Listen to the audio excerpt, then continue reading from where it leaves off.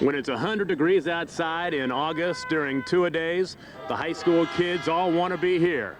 They want to be in Hays, Kansas on the third Saturday in November playing for a state high school football championship. Good afternoon, everybody. I'm Tom Nelson, joined by Stan Unruh and Stan. Collegiate out of Wichita, the Frontenac Raiders from southeast Kansas. A tremendous matchup. Well, you know, it really is. Both these teams coming into this ballgame have never played each other before. Frontenac only their third year in the Class 3A, and Wichita Collegiate, they had a tough last couple of weeks to get here. We're going to see a whale of a football game today. When you look at it on paper, Collegiate has run the table. They've had two big games the last 2 weeks against Smith Center and Conway Springs. On the other hand, you've got Frontenac, kind of the Cinderella story. Well, they really are. They have been here in the 2A category a couple of years ago, 92 and 94. They did win one of those contests. This year they're 11-1. The only loss coming to actually a 2A school, believe it or not.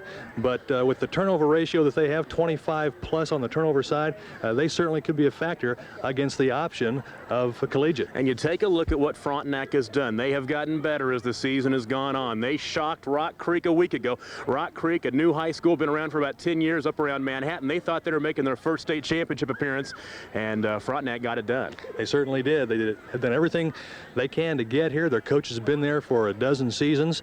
That certainly will make a difference today, and I think we're going to see some exciting football here at Lewis Field Stadium. I'm excited about Collegiate. Joe Ream's going to K-State. Banks Floodman's going to KU. They've got some Division I talent. Well, they really do. Floodman can run the ball. He's caught the ball out of the backfield, and Ream, when they get inside the midfield stripe, they can put points on the board. He kicked a 55-yard field goal earlier this season against Eureka, and he's a pretty darn good quarterback, too. And when they punt the ball, they can get it way down in there deep, so that could be a factor today. In high school football, the kicking game can be very important. We will see how that goes. It is Wichita Collegiate versus Frontenac, and we'll talk to the coaches right after this.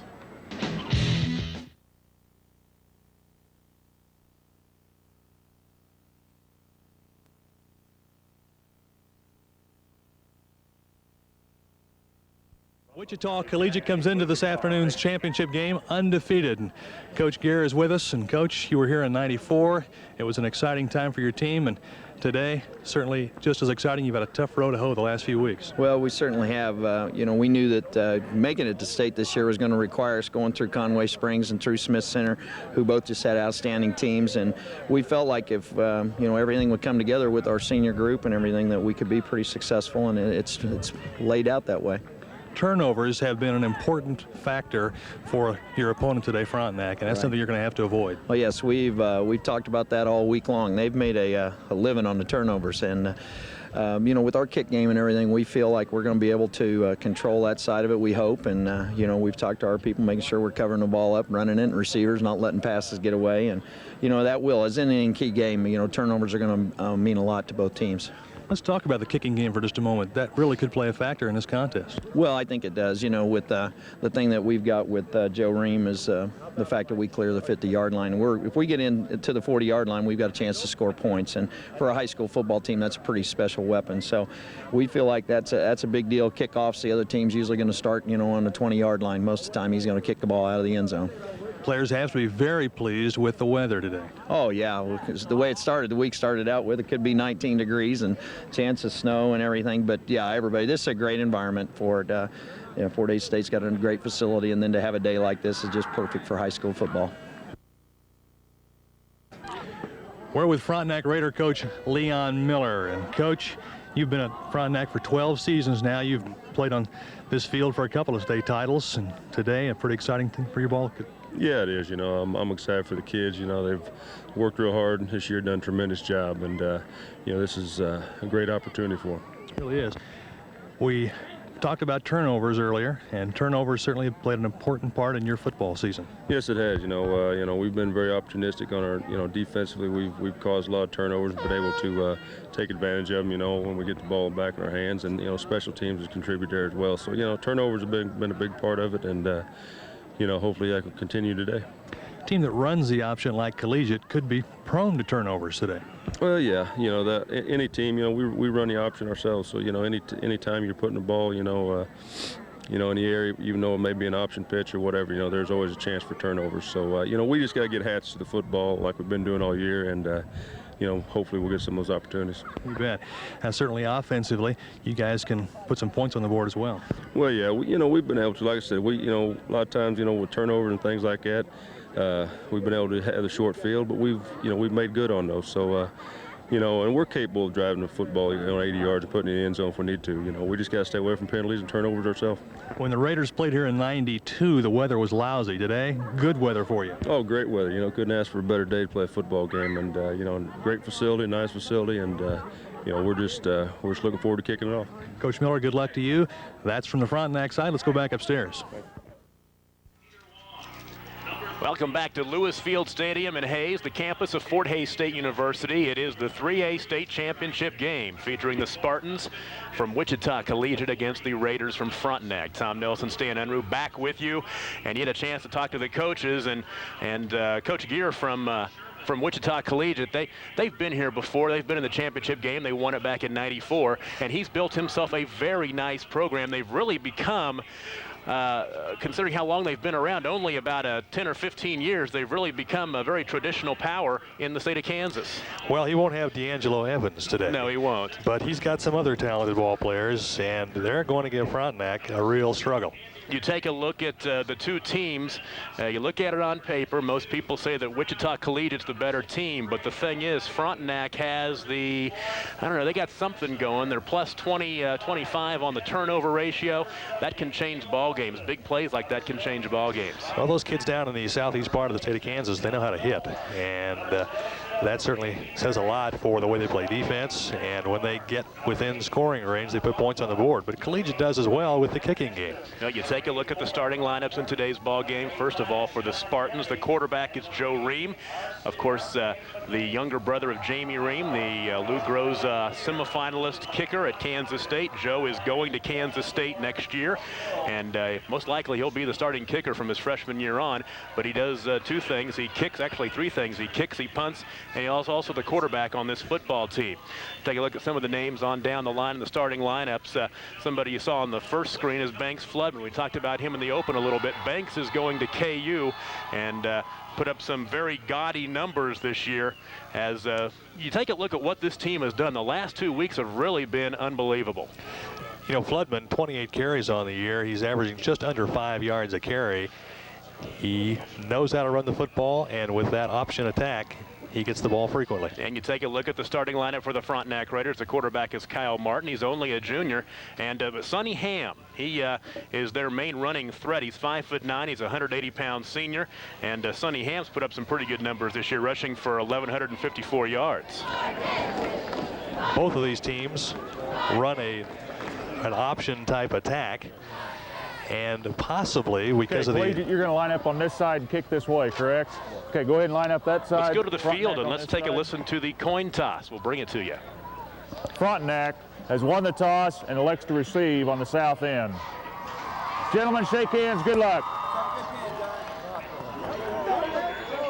There's a break for the Raiders, winning the toss. And Frontenac will get the ball first. They will be going from right to left as we start, and there is a brisk breeze from the south-southwest, which is from right to left. So Frontenac will get the ball, and they will go with the wind here in the first quarter. And that's what I'm kind of looking forward to. I think we talked about it a little bit before the game with this brisk breeze from the south. When Collegiate has that football, if they're in a situation inside the 50-yard line, we might see some history here in a possible long field goal attempt by Joe Ream. That's certainly something to look forward to. That should be a lot of fun today. You don't always anticipate that in high school, but don't have too many kids with a leg like that. You take a look at what these teams have done this year. Collegiate, they've run the table so far. They're 12-0, opening up with big wins over Nickerson, 62-19. Ellenwood gave them a good battle, 23-12. They rolled Scott City, Haven, Hillsboro. Sterling scored the most points off them all season, 59-24, the final in that one. Halstead, they blasted Halstead 79-0. Bluestem 59-0. Eureka 55-0. And then in the playoffs, 17-0 over Conway Springs, 40-7 over Riley County in the big win last week. They came from 20 points down to beat #1 Smith Center 21-20. That game played at Friends University in Wichita. Yeah, I tell you, to come from behind like that against the defending state champs says an awful lot about this team. Frontenac, their scores aren't quite as impressive, but they have been getting it done. Their one loss this season was in week 4 to a team that's playing for the 2A state championship here a little bit later on, the 2A 1A Pittsburgh Colgan St. Mary's. They beat Southeast Cherokee 34-0 in Girard. Then Baxter Springs, they had the one loss. Then they bounced back with wins over Galena, Riverton, Northeast Arma, Uniontown, and Erie. And in the playoffs, wins over Jayhawk Lynn, Neodesha, and Rock Creek. And the 3A state championship game is underway. Joe Ream will boom it into the end zone. No return on that one. And the Frontenac Raiders will start 1st and 10 from their own 20-yard line. You don't see too many high school kids that can put them in the end zone consistently like that. Against the breeze. Yes, indeed. The quarterback for Frontenac is Kyle Martin. Kyle Martin's numbers, he's completed 48.5% of his passes for almost 600 yards, 8 touchdowns, 3 interceptions. And Sonny Ham will line up in the backfield as they will show the eye here as we start 1st down and 10. 1st and 10 from the 20 in the 3A state game. And they'll call the option, and Martin will cut it up inside, get across the 20 out to the 22-yard line before he is knocked down. A short gain on 1st down will bring up 2nd down at about 8. And the interior of the collegiate line there to make the stop, led by Will Messmore. Now, Kyle Martin will run the football too. He's carried the ball 114 times for 429 yards and 13 touchdowns. 2nd down and 8 from the 22-yard line, just underway here. Kyle Martin, pitch left, and give it to Sonny Ham. Ham will not get a whole lot. He may lose a half yard in the process. Pete Isaac putting a helmet on him that time. Let's give him a gain of 1 on the play. A gain of 1 for Sonny Ham. Tell you, defense, Wichita Collegiate played some fantastic defense against Smith Center in that second half last week, and they may be right back where they started. Well, a big 3rd and long situation here. This is what Frontenac did not want to get into early. 3rd down and a long 6, probably almost 7. They'll split him in the backfield behind the quarterback. Throwing situation and a sack. James Collins. 220-pound junior gets in there on the hit, and that's not what Frontenac wanted to see. They're going to have to punt the football. They will punt it with the breeze, but Collegiate is going to get really good field position right here. Yes, they are. They are right back where they left off last week against Smith Center with some tough defense. As you see on this instant replay, Martin looking downfield, nobody open, and the big junior tackle in to make the stop. Brett Kunschek will punt, stand back at the 5. He gets it away.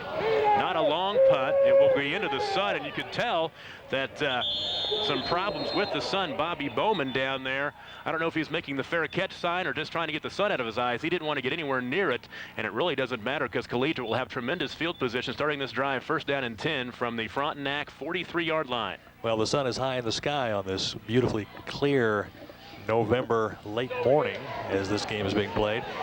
And here comes Collegiate on offense. 1st and 10 from the 43, the one back set, and the pitch right to Banks Floodman. And he slips on the turf, and that was a problem during pregame warm-ups. A couple of the guys, especially on the collegiate side, and it happened closer down to the sidelines as they were running their routes on their practice, were slipping and falling. And a little bit of sand, they thought it was nearer to the sidelines. That was out there between the hash marks, but Floodman goes down, and it will be 2nd down and a loss of 2, 2nd and 12.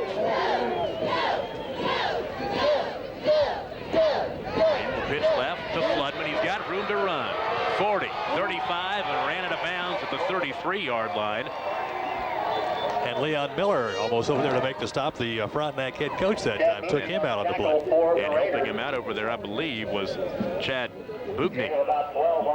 And that'll be a 1st down. Gain of 12 on the play for Banks Floodman. They'll move the chains. And Collegiate keeps rolling. The one back set with the wideouts left and right. The quarterback, Joe Ream. Ream will give it right up the gut to Floodman this time. He'll get across the 30-yard line, but not a whole lot more. Now you notice the Raider players going for the football that time. I noticed Sonny Ham in there, the senior running back on offense, and he plays linebacker on defense. He had a hand in there trying to pull the football out. Well, we talked about the turnover ratio. They scored 4 touchdowns on 4 turnovers last week against Rock Creek. 2nd down and 7. A little play action. They will give it off to Patrick Ritchie, but nothing doing as he does not get back to the line of scrimmage. He will lose a yard on the play. Now, if they'll say he loses about half a yard, we'll call it 3rd down and 7. Dave Nichols in there to stick him good that time, the 170-pound senior. Nice stop. And Collegiate finds themselves in a 3rd down and 7 situation at the Frontenac 30-yard line. As we talked about, a breeze from the south, maybe 10 to 15 miles per hour. And a shotgun formation, man in motion from left to right. And flags will fly and a penalty coming. 64. Good ball. Spartan's going to take a step back. And you'll see the false start will make it 3rd down and 12. Dead ball. Full start on the offense. It remains 3rd down. And so Frontenac has to like this. This will move them back 5 yards. They need to gain maybe, against the breeze. Maybe they get 5 yards or so. They'd be in Joe Ream's range against the breeze. They'd like to get the 1st down right here on 3rd down and 12. Ream wants to throw. He's looking. And he'll throw into traffic. It's intercepted. Brad Rebar with the reception. Brad Reber with the interception, and he'll bring it back. The Dan Dockhill slipped down there, the receiver for Collegiate, and Reber made the interception, and that's a nice break for Frontenac, and that is turnover number 1. Turnover number 1. As you mentioned, they had a +25 turnover ratio. They scored several times last week on turnovers, and Reber playing it just like a center fielder out there, made the pick, and here come the Raiders back the other way. They'll spot it at the 23-yard line. They'll give it to the fullback, and he won't get a whole lot. Give the carry to Dave Nichols. Piled up right inside there by the interior of the Spartan defensive front. Dave Nichols has carried the ball 107 times this season for 635 yards and 7 touchdowns, and he's stuck on 635 right there. No gain on the play, 2nd down and 10. Not much movement on that play, that's for sure.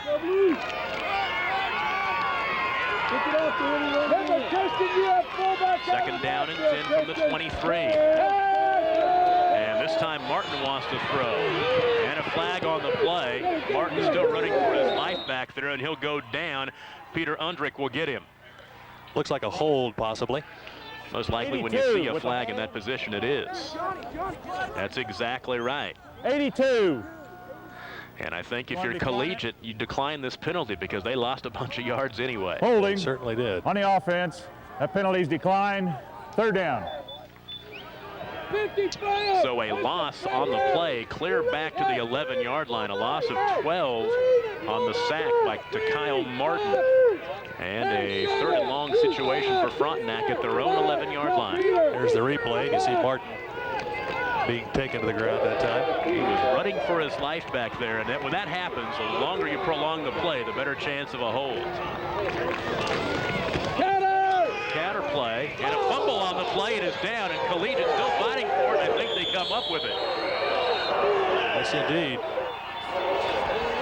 Who came up on the bottom of that pile? John Rockwell. It was Rockwell on the bottom who fumbled the football, or who picked up the fumble. And here's great field position for Collegiate as they're knocking on the door already.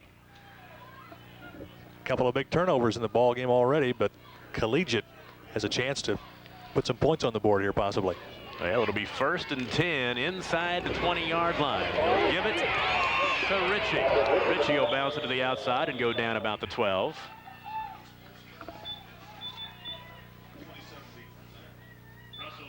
Russell Knopp on the stop down there, but a nice gain on 1st down. They pick up more than half of what's needed. It'll be 3rd down and 3 or 4. Brad Rebar, who made the interception earlier, in to make the stop that time for the Raiders.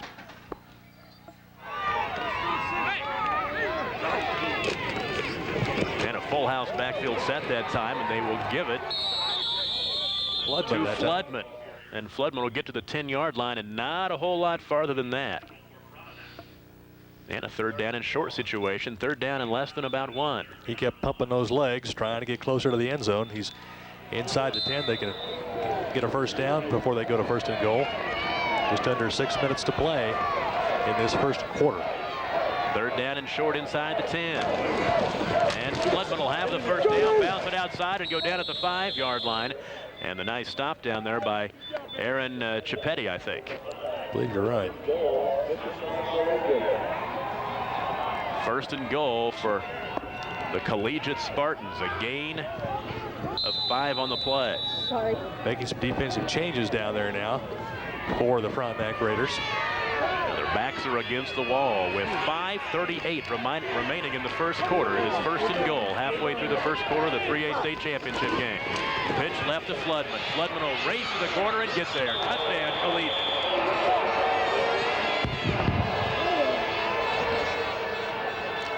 That's a play they've been running all year, and Floodman simply out-raced him to the corner, and the Spartans draw first blood, if you will, in this 3A state title game.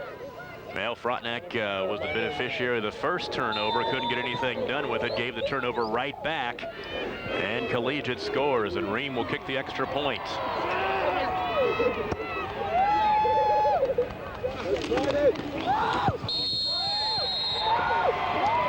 And the kick is up and good, and Collegiate draws first blood in the 3A state championship game from Lewis Field Stadium. 5:27 remaining in the first quarter, and the Spartans on top of the Frontenac Raiders by a score of 7-0. Now Ream put the ball right through there. Yeah, He's only missed a couple of extra points all season. What, 56 of 58, something like that? Yeah, he had some unbelievable kicking numbers. That was a short drive that they were able to convert into points. Taking advantage of the big turnover. Now Banks Floodman has 5 carries so far for 23 yards, and he caps the drive with the 5-yard touchdown run. Leon Miller will have to tell his kids, hey, it's very early in this ball game, and they've been down before. Yeah, both these teams know how to come from behind. Joe Ream will. He put his first one deep in the end zone. Let's see if he can do it again. If he can do it against the Breeze, what's he going to be like in the second quarter? Yeah.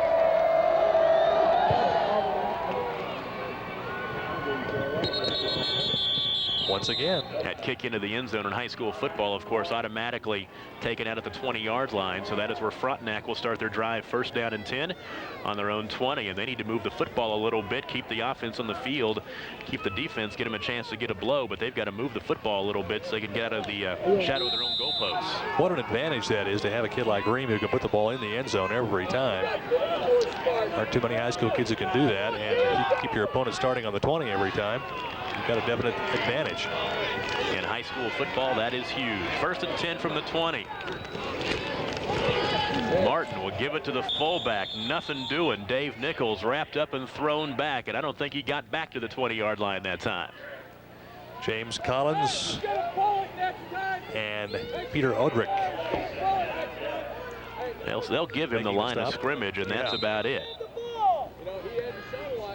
And what is happening is we're seeing that Collegiate is saying no when they try to run it between the hash marks. They're not going to give much up the middle, it doesn't look like today. I know Smith Center tried it last week and had a difficult time in the second half especially. And they'll run the option this time, and quarterback Kyle Martin will get across the 20 out to the 22, but it brings up third down and long in a passing situation. And the clock rolls with 4:38 remaining here in the first quarter. Collegiate on the board. A 5-yard touchdown run by Banks Floodman. Extra point by Joe Ream, up and good, 7-0. Collegiate over Frontenac. And they're once again in a third and long situation, Tom. And they've seen this too many times already in this one. Third down and 8. Man in motion. And Martin will give it to Sonny Ham. Sonny Ham will not get what was needed. He fumbled the ball after he was down. He needed 8, and he got about 5. And I would imagine they're going to try to punt this thing away. Yes, indeed they are. And And once again back deep for Frontenac is Brett Kunchik.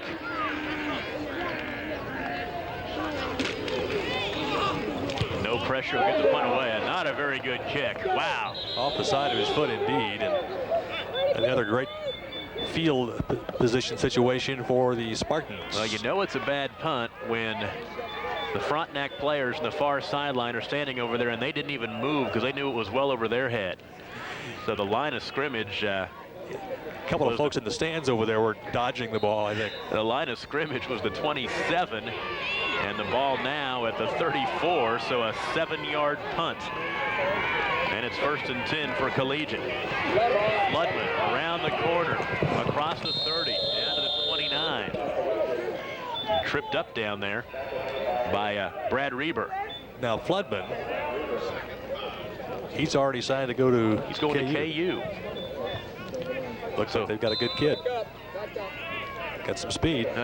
We talked about D'Angelo Evans earlier, and I think of Chris Clevenger, who played for Collegiate, went to Notre Dame and started at Notre Dame a few years ago. They turn out D1 talent in a Class 3A school. We'll talk about that a little bit later on. It is 2nd down and 4. Right up the middle to Floodman. He has room to run. Gets across the 20, backs down to the 16-yard line. Boy, he pops that hole quickly. He really does a great job. He takes it from the 29 down to the 17, so a gain of 12 for Banks Floodman. After a slow start, he's beginning to get it rolling a little bit. That is 6 carries for 35 yards for Floodman. And a 1st down for the Spartans. Take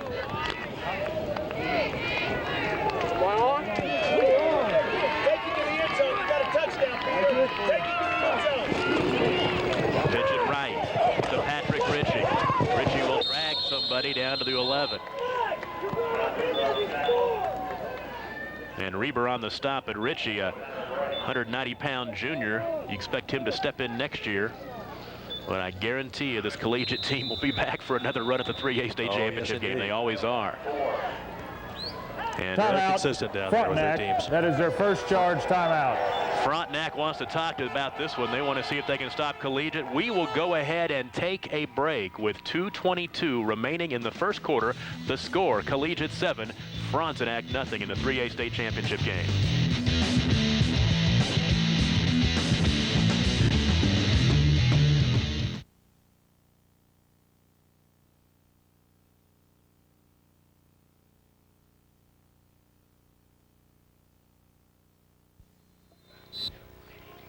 Leon Miller wanted to talk to the troops before this 2nd down and 4 play from the Frontenac 11-yard line. And we're back to action. And Reem will give it to the up man. And that is Kristen Hurani. Right up the middle. He doesn't get the ball often, but when he does, he makes things happen. Kristen Hurani. Stopped by Nichols down there, excuse me. 1st and 10 now. 1st and goal for the Spartans. This could be an important series right here. Floodman left side. He'll try to race to the corner, and he will get it. Same place. Right to the goal. The goal in the corner of the end zone. Then another touchdown for Collegiate, another touchdown for Banks Floodman. It's 13-0. They just pitch that ball out quickly to Floodman, and he races him to the corner, and that's tough to beat. Now this does not bode well for Frontenac. Down early, can't get the ball out of their own territory. And Collegiate has had 3 short drives. The first one ended in an interception and 2 touchdowns after that. Reem with the point after. That could have been a 30-yard field goal itself, but only go for 1. Field position, field position, field position. Collegiate has started their 3 drives in this ball game on the Frontenac 43, the Frontenac 22, and the Frontenac 34-yard line. The last 2 have been capped with touchdowns, and it's 14-0 with exactly 2 minutes remaining here in the first quarter from the 3A state championship game. They're only playing on that one end of the field down there, and if they're going to continue to do that, the Raiders are going to struggle all day. They've got to get something going offensively. The officials in our ball game today, the referee is Jim Adams. He's from Hayes. The linesman is Scott Aberle from Sabetha. Larry Ewert from Cimarron is the linesman. The line judge and Jared Rand from Topeka. out there as well. Those are officials in today's ball game.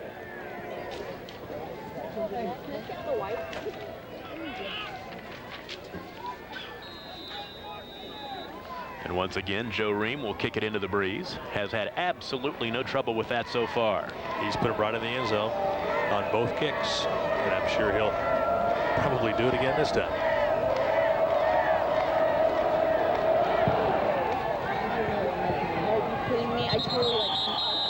It's right on the E, straight down the field between the hash marks. First down and 10 for Frontenac, and that's what a good kicking game will get you. Frontenac has started their drives, their own 20, their own 23, their own 20, and now once again from the 20-yard line. They need to move the football. We said it before, we'll say it again.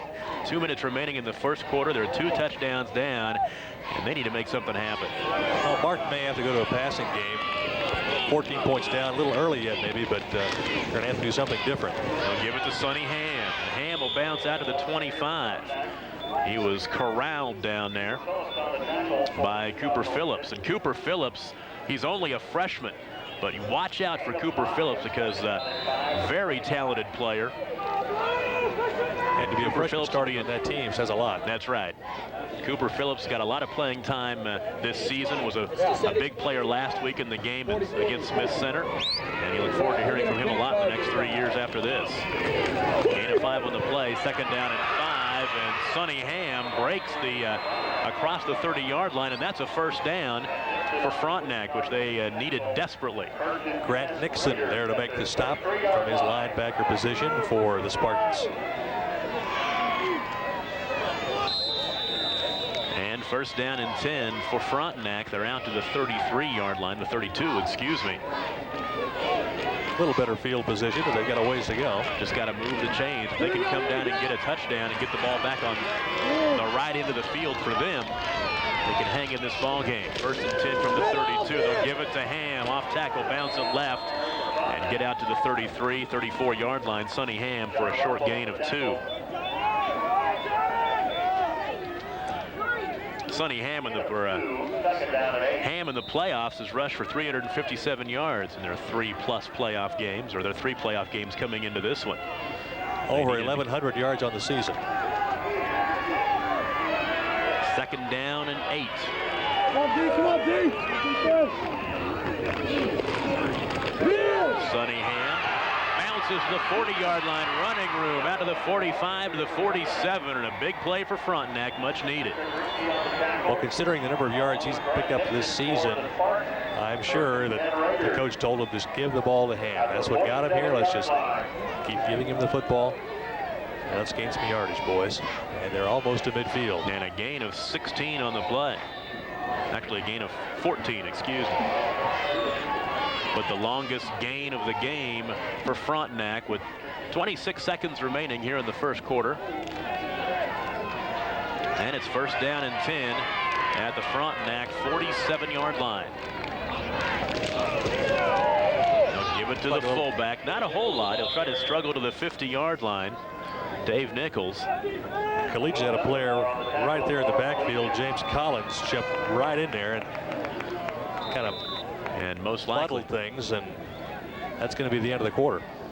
And they won't have to move the ball too much. They're just going to move it about 2 yards as they'll put the ball on the 49 on the other side, and we'll get ready to go. And that will be the end of the first quarter.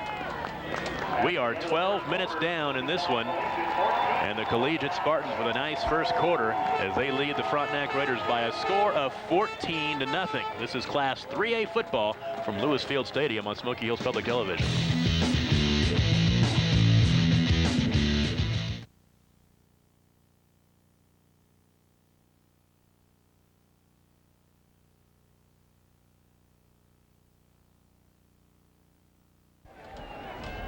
As we're ready for the second quarter here at Lewis Field Stadium, Tom Nelson staying under with the 3A state championship game. 14-0. Collegiate over Frontenac, but Frontenac trying to get the ball across midfield. Second down and 9 from their own 49-yard line, trying to get it across midfield for the first time today.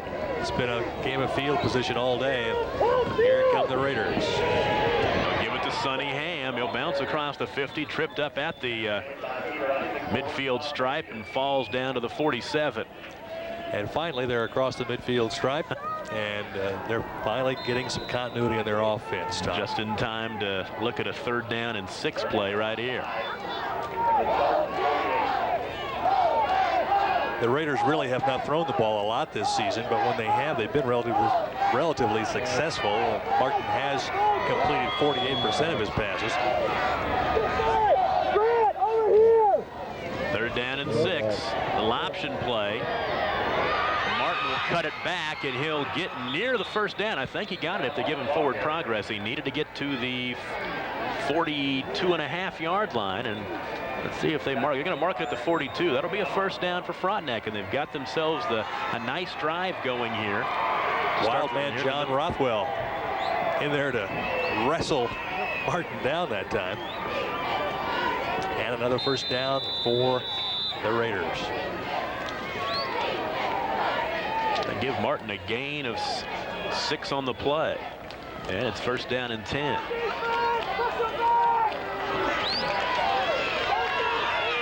First and 10 from the Collegiate 42-yard line. Sonny Ham. Oh, he was hit by a freight train. Yes, he was. As Peter Andrick got in there to lay a helmet on him. They'll give him forward progress for about a yard or so, and that was a well-earned yard. Bobby Ramsire also in there, grab his ankles and tie him up. I tell you, that's what Collegiate did last week against Smith Center. They, in that second half, bent a little bit but didn't break. Came from behind, but the Raiders are on the move. 2nd down and 9. Counter to the left side to Dave Nichols. They'll try to bounce it around the corner, slip the tackler, and they'll get across the 40 down to the 37, 36-yard line. Broke a couple of tackles before Isaac drove him out of bounds on the far side. But a nice gain on 2nd down will make this 3rd down play a little more palatable down at the 36-yard line. He kept his knees pumping there and got out of a couple of arm tackle attempts and got over to the far sideline. 3rd down and 5.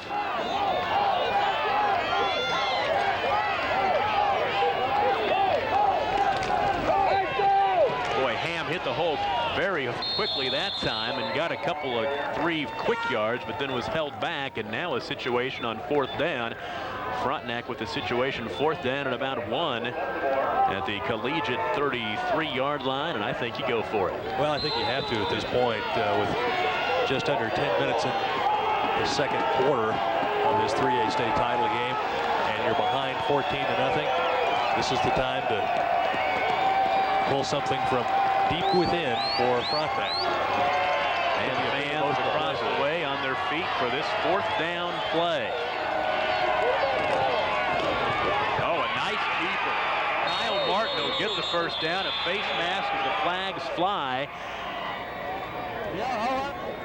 Boy, Kyle Martin Slid right through there, didn't he? He put the ball right in the belly of Nichols and took it himself, and then got the yardage for the 1st down. Throw a penalty on top of that, and Frontenac will keep the drive going. They're 1 for 1 on 4th down opportunities here. And Tom, Kyle Martin is limping on the after defense. that play. He's That's trying to walk it off out there. After the end of the rubbing run, an elbow. 1st down. He'll be pulling up a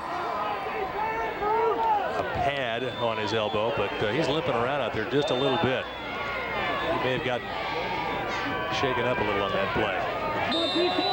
Yep, 1st down and 10. Ball at the 25-yard line. Frontenac would like to have H-A-L-V-E, this collegiate lead. Yes, indeed. Sonny Ham, the run back after a gain of 3. And a trio of Spartans to bring him down. Sonny Ham is working hard. 9 carries so far. He had a 14-yarder. That's his longest, but a lot of the garden variety between 1 and 4 yards. Banks Floodman, who we've been talking about on the collegiate offense, leading the charge for the defensive stop. One thing of Spartans this time. When you're running the ball like this, games go in a hurry. We're already down to the 8:35 mark of the 2nd quarter. They've already almost chewed up the 1st half of the 2nd quarter. 2nd down and 8. Sonny Ham. spot there. Running that pork up the right side against Sonny Ham. Oink, oink. Yeah. And 3rd and long again. Raiders in this situation, this is definitely 4-down territory. They've already proven that. But 3rd and long against this tough Spartan defense. It'll be interesting to see if we don't see something different than something off tackle. Well, they haven't see put it in the air yet today.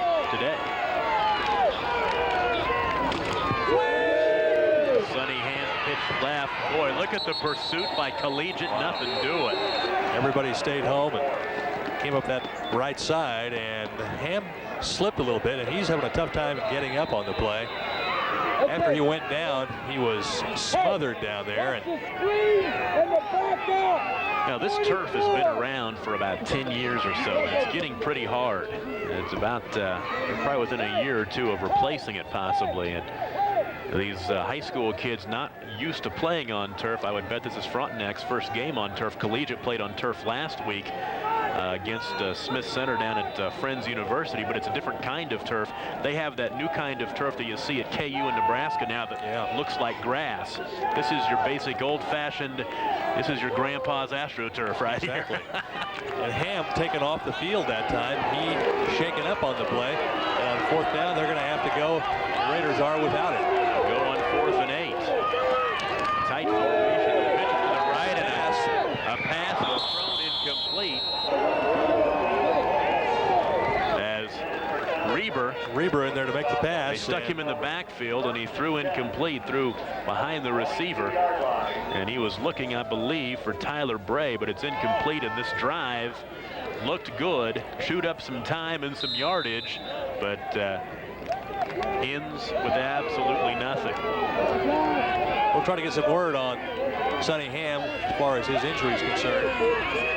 Go, David, go! Drive will start at the 26, or the 23, excuse me.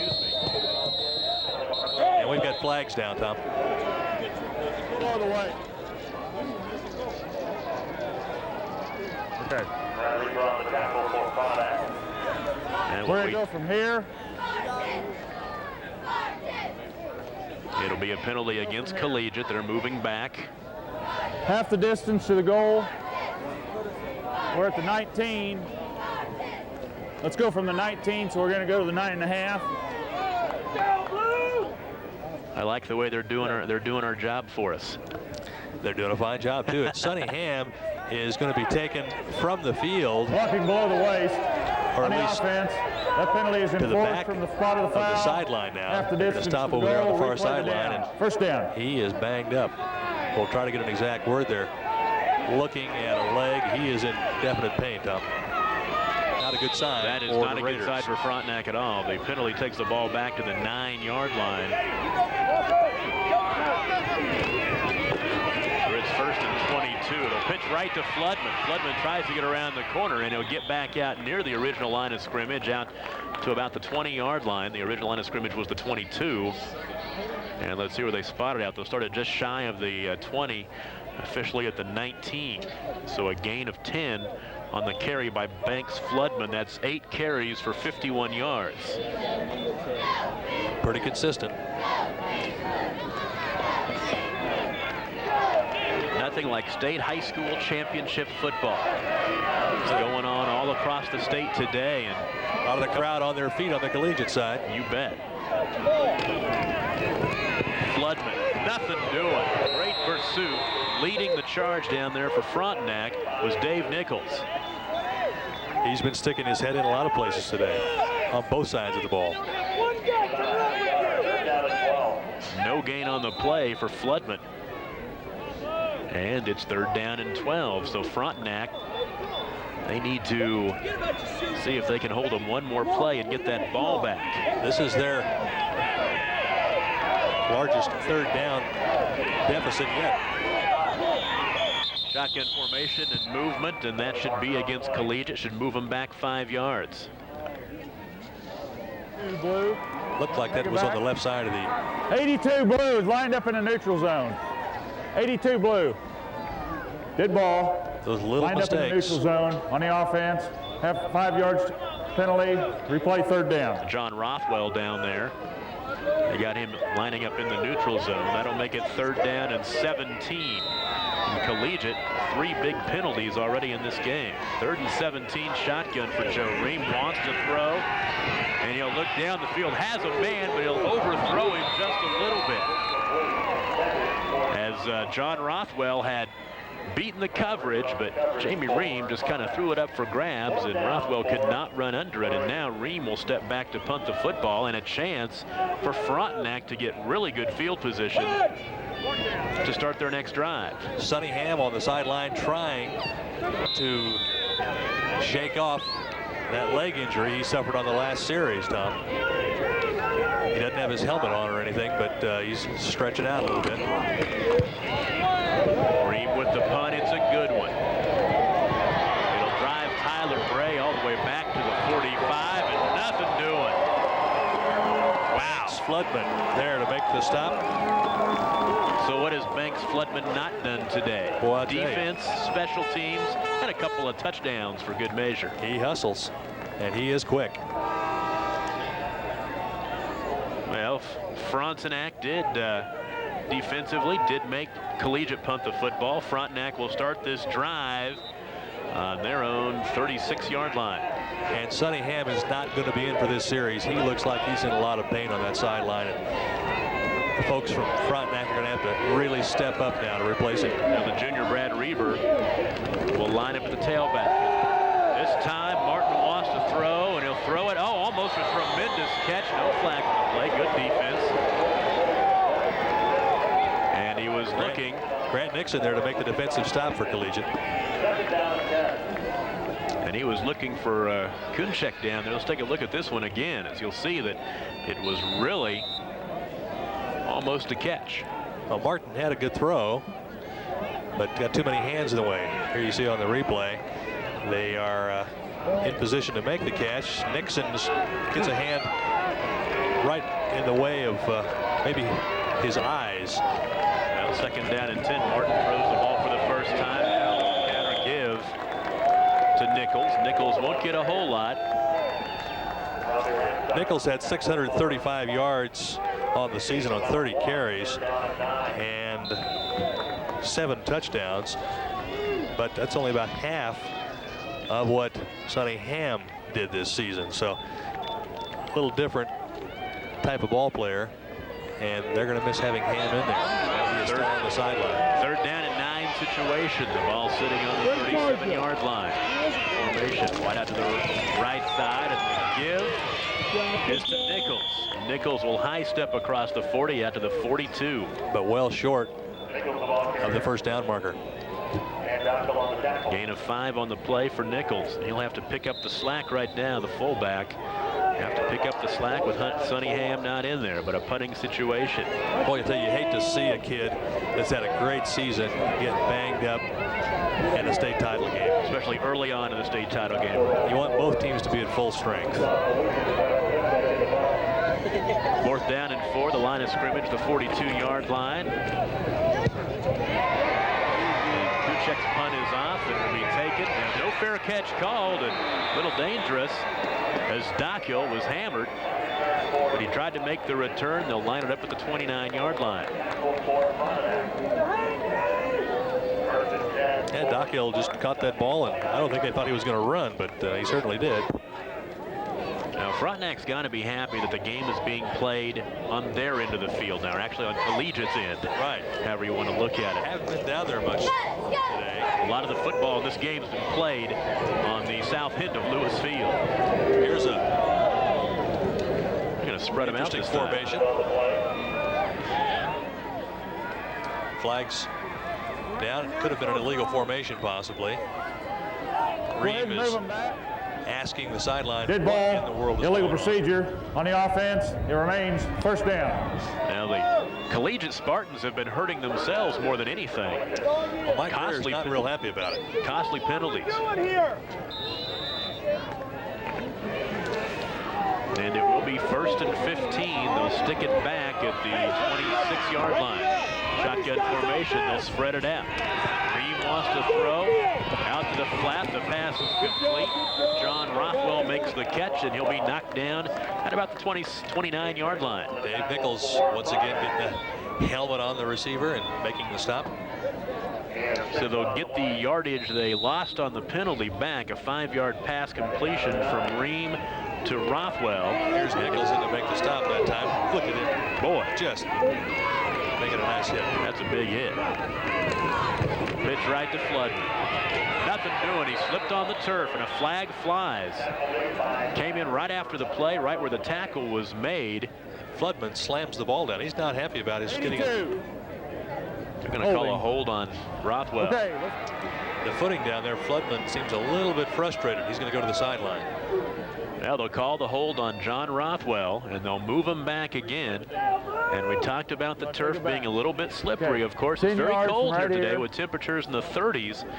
And the field was a little slippery, a little frozen this morning. 10-yard penalty, replay, second down. So they'll knock him back 10 yards. It'll be second down and about 9 or 10. And once again, another penalty. This is almost as deep as Frontenac's been in Collegiate's territory today. Ream wants to throw. That little inside screenplay is tipped and incomplete. Looked like it was tipped by Travis Stevens, the 210-pound senior lineman. And Stevens got a big paw up there and knocked it down. Third down and a bunch. Third and 10. Third and 19, excuse me. Third and 19 with 3:13 remaining here in the first half. And Frontenac's got to be thinking if they can hold him here, get the ball back, and maybe get something on the board before halftime. Now, this game could have been a blowout, and Frontenac's got to be happy they're still hanging. Big play, and Ream pass is complete. That's a huge play for Collegiate right there. It gets him out near midfield. The nice reception by Dan Dockel. Russell Knopf to make the stop for the Raiders as they pick up not only the first down, but move it right down toward midfield, and that gotta hurt Frontenac at this point in the half, Tom. Had him way down deep in Collegiate territory, and the big pass play. Gain of 29 on the play, and it brings up first and 10 from the Collegiate 48-yard line. Now with 2:54 remaining, and Ream wants to throw again, and a catch made. Nope, it's incomplete. As bounced off the turf. Nichols. David Morris slipped to the turf and then couldn't make the catch. Incomplete. And now you look at a situation here with 2:49 remaining. Collegiate, if they can crank up the drive, can stick points on the scoreboard before the end of the half. And don't forget, with the wind at his back, we're not too far from Joe Ream field goal territory. Second down and 10. Ream wants to throw again. Out in the flat, the pass is complete to Grant Nixon. He fumbles it, and here comes Fredonia. Tyler Bray will pick it up and score. Touchdown, Tyler Bray, and Frontenac scores their first points of the ball game. Well, we've said throughout the first quarter they've made their living in this season off of turnovers, and they scored several times last week off turnovers, 3 or 4 times. I made a Fredonia reference there. That was the game we did 2 years ago here in the state championship. I think that's game. right. That's Frontenac scoring that time, and that'll make this game a ball game. A big turnover and a score. Being in the right place at the right time, they're going to go for the 1-point conversion here.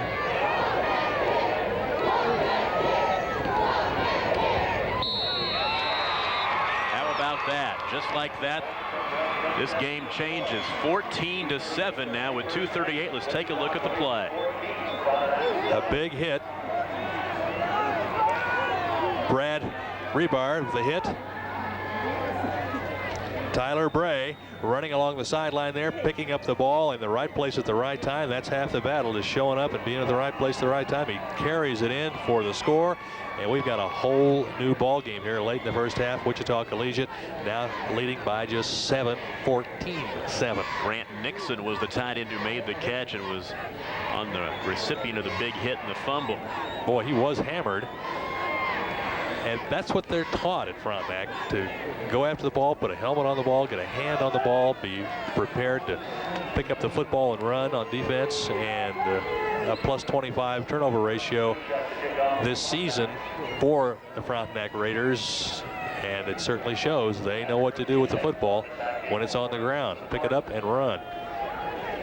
And so Frontenac, for the first time today, will have a chance to kick off.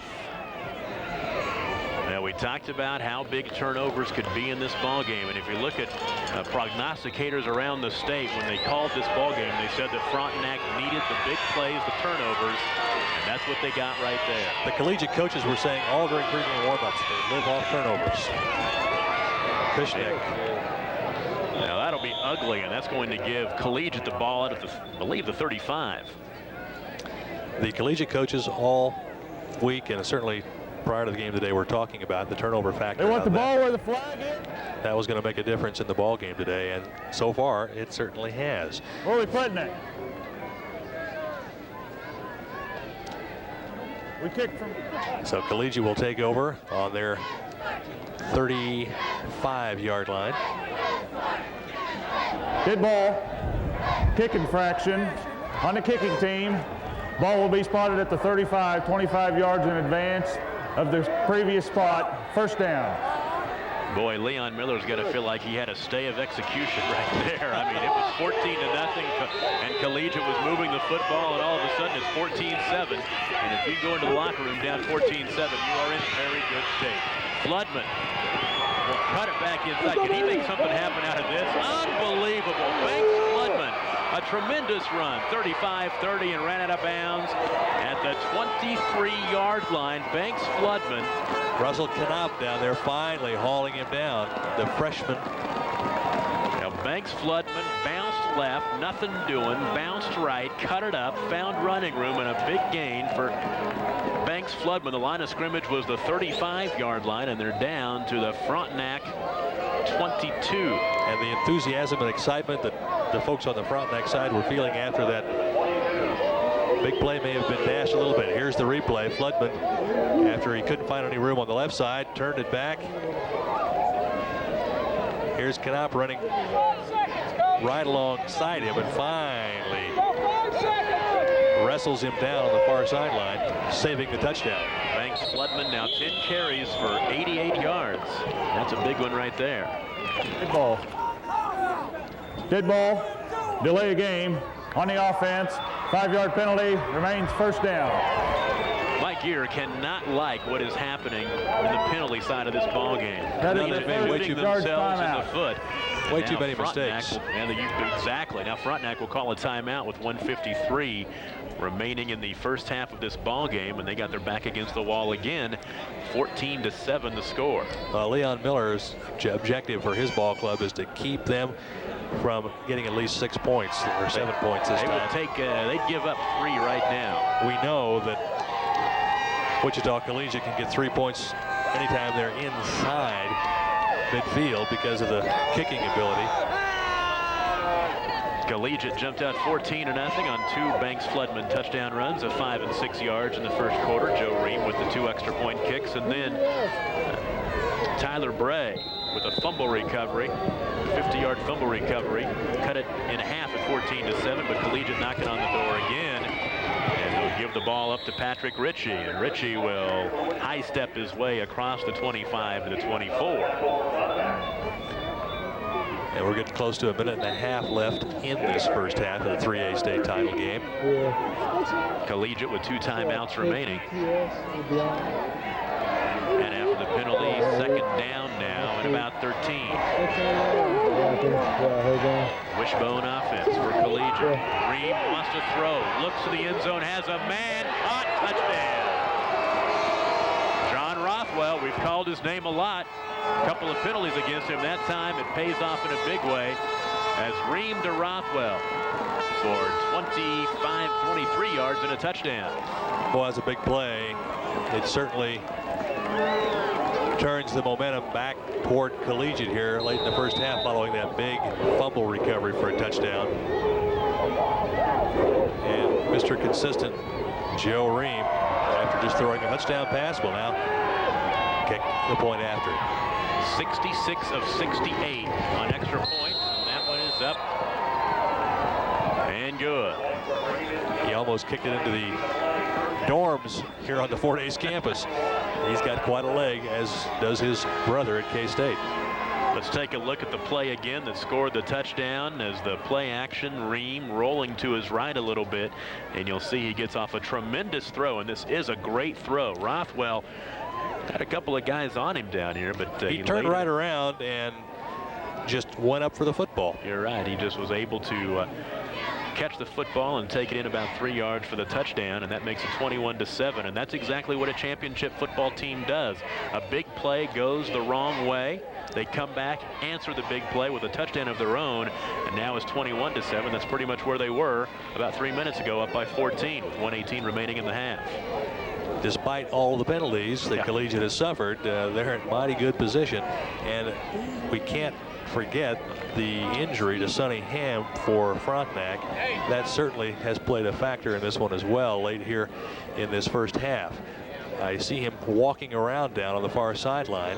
He is the top running back for the Raiders this season, and still don't have any official word on whether he is going to be back in this ball game, but it doesn't look likely, at least not with the final minute and 18 seconds in the half, as we get ready for Ream to kick off one more time here. He typically puts them in the end zone, as we've seen today and throughout the season. Let's see if he can do it again. And they'll pooch it this time. And they have a chance to get this football. Boy, a big hit down there, but give credit to Brett Kunchik for jumping on it, because that's a free ball. That's a live ball, and Collegiate could have had a chance to get that ball. Kunchik had the presence of mind just to grab the ball and hit the deck. Smart play. And Frontenac will start this drive on their own 28-yard line. And Sonny Ham is not back in there. They're going to have Rebar. Kyle Martin will bring him up, and they'll look to get the ball down the field and get some points in the scoreboard here late in the first half. Option play. Martin hammered at the line of scrimmage. Boy, leading the way over there, Banks Floodman. And Christian Harani as well. And under 1 minute remaining now in the first half. Gain of 1 on the play. Frontenac's going to have to put the ball up in the air, I think, Tom, if they're going to. Yeah, I think they may just want to take this one to the locker room and regroup a little bit. Like to see them try to get some points here late in the half. There's just seconds to go. I think putting the ball in the air might be an option, but we'll see. Nope, they're going to run it. Counter. They'll give it to Nichols. Nichols bounces it outside across the 40 near the 45, and now they have a chance to maybe look for something. They got the big gain on 2nd down and 9. Take it out to the 44-yard line. Got out of bounds. Stop the clock. A gain of 13 on the play for Nichols. And a first down, and the clock stops with 30.5 seconds remaining. And maybe we will see him air one out here. First down and 10 from the Frontenac 44-yard line. They have a man looking down the field into traffic and almost intercepted. It was off the hands of Peter Isaac.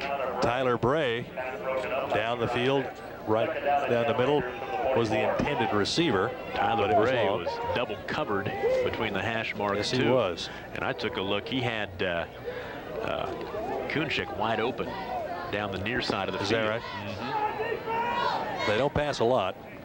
They've been fairly successful with passing this season, but Kyle Martin has completed almost 50% of his passes for almost 600 yards. He's 0 for 2 in the ball game today, though. 2nd down and 10 at the 44. Counter it, and they'll give it to Dave Nichols, who they have lined up at the tailback position now. He's the starting fullback, and he will gain about 2, and the clock will run at 14 seconds remaining. And now I believe that Frontenac will call a timeout. Timeout, Frontenac. That is their second charge timeout. And I would imagine Leon Miller has something prepared for just this type of situation. He has been at Frontenac for a dozen seasons. And considering the score, if they could pull a rabbit out of their hat here late in the half, maybe they gets more points on the board. Who knows? They don't have a kicker like Ream, so they probably gonna have to put the ball up again. Now, Collegiate, as we've seen it here in the first half, tremendous team speed. They got speed at every position, and we've seen that here today. And Frontenac, they've had a couple of big plays. Of course, the biggest play, they scored their touchdown on the defensive, the turnover and the touchdown. Now, Frontenac's played for the state title here twice before, 92 and 94, when they were a 2A school. They played Stockton both times. They won one of those games, a real tight contest in some horrible weather, and actually lost one and won one against Stockton. So see what they do these here. teams won state championships the same year in 94, Collegiate in 3A, and as you said, Frontenac right here at Lewis Field Stadium. Third down and the pass complete. They'll move the chains. Floodman did a nice job of wrestling Dave Nichols to the turf with 5 seconds remaining. The clock will stop as they set the chains, and Frontenac has 1 timeout left. Floodman doesn't look like a big kid, but he is strong. Good defensive play. Play 1 play. Play left. Martin will roll to his right. He wants to throw it. He'll lay it out there. It's intercepted. Picked off by Patrick Ritchie, and that will end the first half from Lewis Field Stadium. Turnover and a touchdown for Frontenac, but Wichita Collegiate answers right back. And the Collegiate Spartans have a 14-point lead at the locker room, 21-7 in the 3A state championship game from Lewis Field Stadium. Talk about the first half for a sec. Well, certainly turnovers, as we thought, would play a part. It certainly helped Frontenac get back in the game, but Wichita Collegiate has just done about anything they wanted to do, including some things they didn't want to do on the penalty side of the ledger. But they certainly are in command and have an emotional edge going into the locker room at halftime. Well, the Wichita Collegiate Spartans, they're halfway there. They're up by 14. Halftime score, Collegiate 21, Frontenac 7, and we will take a break as halftime continues from the 3A state championship game at Lewis Field Stadium at Fort Hays State University.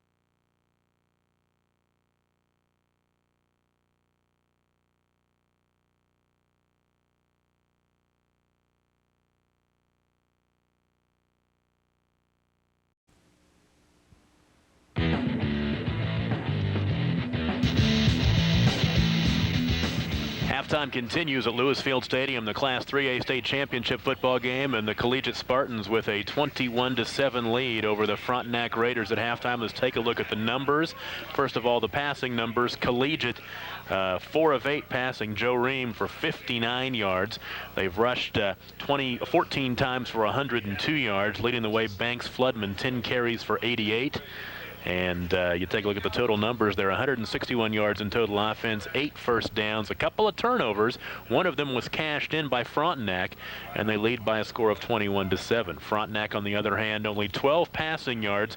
They hasn't been a featured part of their offense. Kyle Martin is just 1 for 3 passing. 73 rushing yards led by Sonny Ham with 11 carries for 42 yards. Dave Nichols, 9 carries for 31. Total offensive numbers, 85 total yards, 6 first downs, 1 turnover. And once again, down on the scoreboard, 21-7. So you take a look at the numbers, Stan Unruh, and you have a situation here where Frontenac has gotten a couple of turnovers like they needed. They cashed one of those immediately into points. But they let Wichita Collegiate get that big drive and the touchdown pass late in the first half. Well, turnovers have played a part in the season for Frontenac all the way along, and they had that big 47-yard fumble recovery in return for a touchdown. That certainly has kept them in this ball game, but the big loss of Sonny Ham from the offensive backfield for the Raiders has certainly played a part late in the second quarter and will play a part in this second half unless he's able to come back. And I'm trying to get an eye on the sideline to see if he's returned. The collegiate players, as you see, are running back on the field now. The Frontenac Raiders, they've got their work cut out for them. And I see Ham on the sideline. His helmet is not on.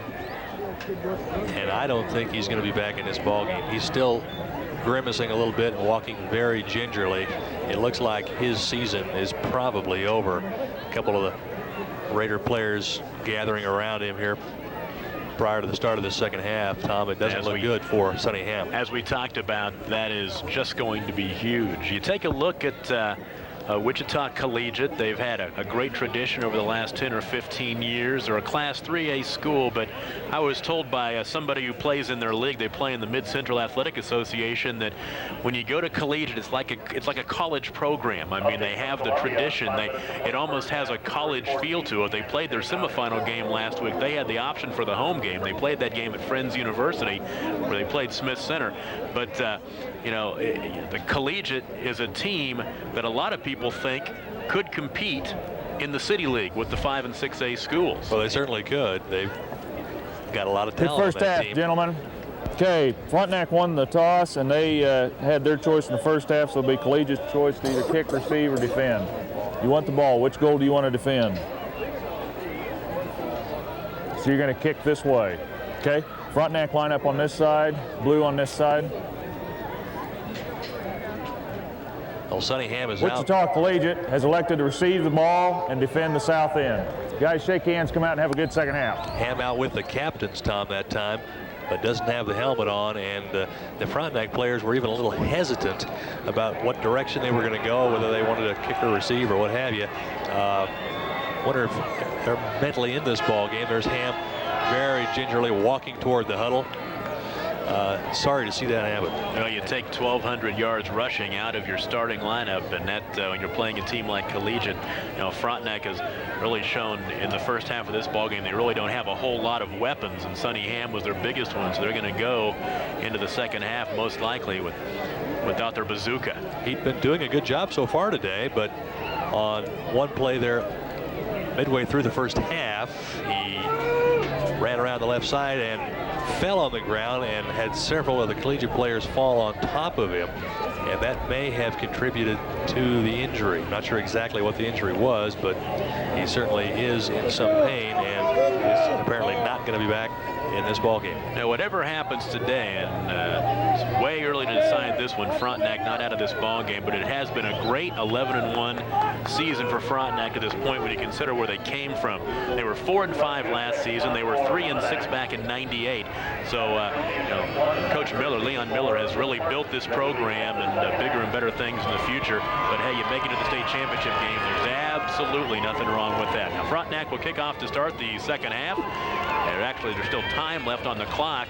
We'll have to run it down to 0 and then put 12 minutes on the clock. And we'll be ready to get this second half underway. Brett Kunchek will do the kicking. He'll be kicking into that breeze, going from north to south. They'll be kicking into the breeze, and Collegiate will have the ball to start the second half. Fans on their feet on both sides of Lewis Field Stadium, and we are ready for second half action in the 3A state championship game. Kicks it away from Floodman. And Ritchie will take it. And he stays on his feet. He'll lose the tackle, and give credit to Josh Edwards for sticking a helmet in there and jumping on Ritchie to knock him down, but rode him out of bounds. I'll tell you what, they got the old field mic right down there. You heard the pads hitting that time. Yeah, these young men know how to put the pads right where they need to put them to Take a look at the effort here by Edwards as he will. That's the missed tackle right there. But here comes Edwards, and he'll just jump on him and say, "Get him down, cowboy." He'll ride him down. First down and 10. They'll give it to Floodman, and Floodman will bounce out across the 30 to the 31. A gain of 6 on first down. Josh Edwards in to help make the stop once again for the Raiders. Floodman starting off right where he left off in the first half. He's the young man already signed by the University of Kansas for next season. You just wonder who the coach is going to be there next year. I'd bet on Terry Allen. I think he'll be around next year. That's probably a good guess. Second down and 3. Into Floodman. Room to run on this side. He has room in the clear. And see you later, because Banks Floodman is taking it to the house. 75 yards. Well, I was about to say that Banks Floodman was approaching 100 yards rushing. He had 94 before that carry. He's now approaching 100 yards rushing. Yes, almost on that one play, folks. I was afraid of what we just saw there, Tom. Emotionally, I'm a little concerned about Frontenac. They seemed a little tentative when they came out for the coin toss for the starting in the second half, and they certainly didn't seem to have their heart in that play. Floodman right up the gut for 75 yards and the touchdown. And the extra point by Ream is up and good. Yes, it was. Nice kick. Joe Ream. 11:09 remaining in the third quarter from Lewis Field Stadium. Collegiate opens it up 28-7, and I think we're going to take a look at this play and watch the acceleration on the AstroTurf by Banks Floodman. Take a look at this. Now remember, he has had a little footing problem today, but no problem on this play. Nice blocking on the interior of the Spartan line, and when he got into the open, he just turned on the afterburners, and there wasn't anybody in that Raider defensive secondary that was going to catch him. That freshman, number 27, Russell Canop, had caught him on a play earlier on a long run, but didn't have the speed that time. And Collegiate, on their first possession here in the second half, increases the margin to 21 now with a 28-7 lead here in this 3A state title game. And Banks Floodman 3 touchdowns rushing in this ball game. A 5-yard run in the first quarter, a 6-yard run later in the first quarter, and now 75 yards. He takes it to the house early in the third quarter, 28-7. And Jayhawk coach Terry Allen might want to see a tape of this ball game. Oh, you bet. He's going to pooch it again. And that's exactly why you pooch it. Collegiate just came up with it. He's been putting those kicks in the end zone consistently, and those up backs or the fellas on that return team aren't anticipating it. They expect the ball to go way over their heads, and they're not prepared for it. And a chance to stick the knife deeper in the back of Frontenac right here up 28-7. Replay on that. I mean, they've done that pooch kick the last 2 times. The first time it almost worked. That time it does work.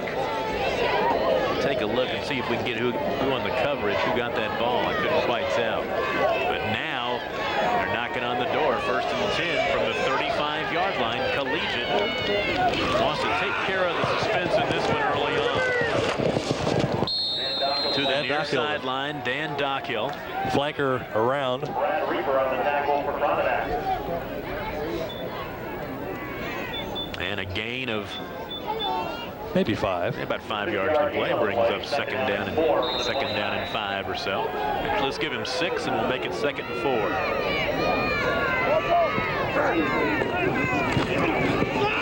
Right to Ritchie with a huge hole, and Ritchie will stay on his feet to the 10. Patrick Ritchie. And the Raiders are on their heels that time. Patrick Ritchie, a junior. And you got a feeling he'll be the man next year. Yes, indeed. And he's going to get plenty of chances in this second half.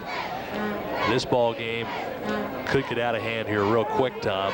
Frontenac needs to rise to the occasion. Gain of 18 on the play.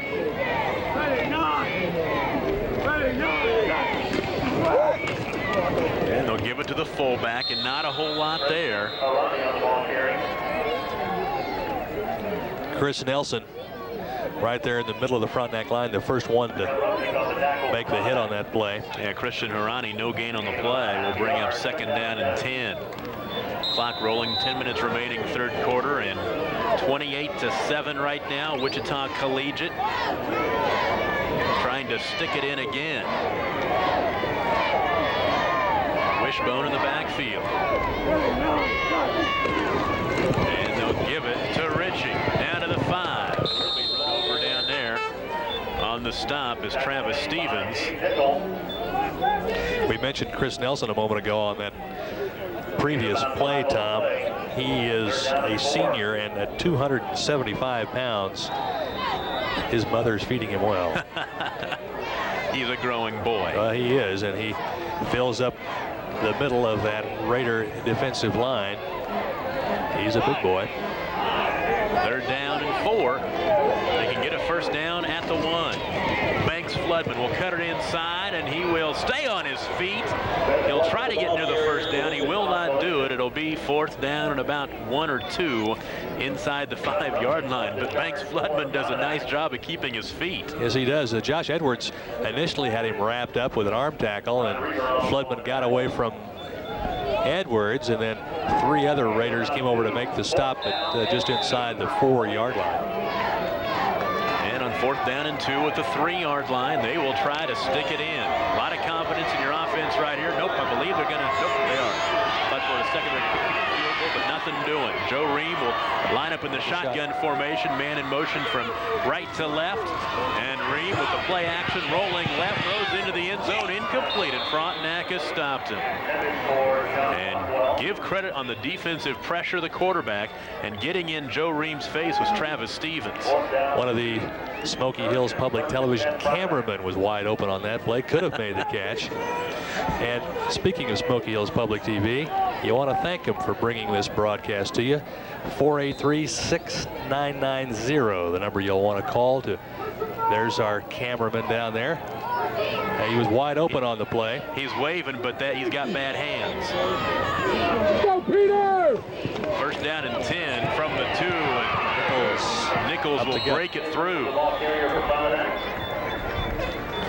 So Nichols, a nice gainer on 1st down, and they're inside their own 5-yard line. He picks up 1st down yardage on 1st down. So nice play to get it out across the 15-yard line. A gain of 13 on the play. And certainly an emotional lift for the Raiders making the defensive stop. They're still down 3 touchdowns, but if they could come back here and get a couple of quick scores, there's still plenty of time left as we're at the 8-minute mark here in the 3rd quarter of the 3A state title game. 1st and 10, and tripped up in the backfield is Brad Reber. And that's where they miss Sonny Ham, Tom. Yeah. He can get that quick start out of the backfield, and with him injured in the 1st half, they just don't have the energy in that backfield with him out. We are 2nd down 11. Loss of 1 on the play.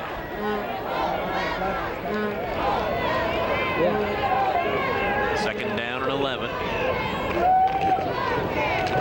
And the counter, and here comes Reber. He has running room across the 20-25 to the 30, cuts it inside, and a nice gain by Brad Reber. And that's exactly what Frontenac needs. He is shaken up a little bit on the play. One of his teammates helping him up. Reber, I don't know why he cut back that time. He had the sideline and could have made a few extra yards, but when he did cut back, he got hit pretty hard. 16-yard gain on the run, move the chains, 1st down Frontenac. 7:13 now remaining in the 3rd quarter. And Reber is winded down there. He looks like he's banged up a little bit. He's not used to getting all these carries. And they'll give it to the fullback. Not a whole lot there for Dave Nichols. He'll spin and lose about 2 yards in the play. And that's the bad thing about having an offense that, you know, not a quick strike, can't move it up and down the field quick. You're down 28-7, and you need to be able to do that.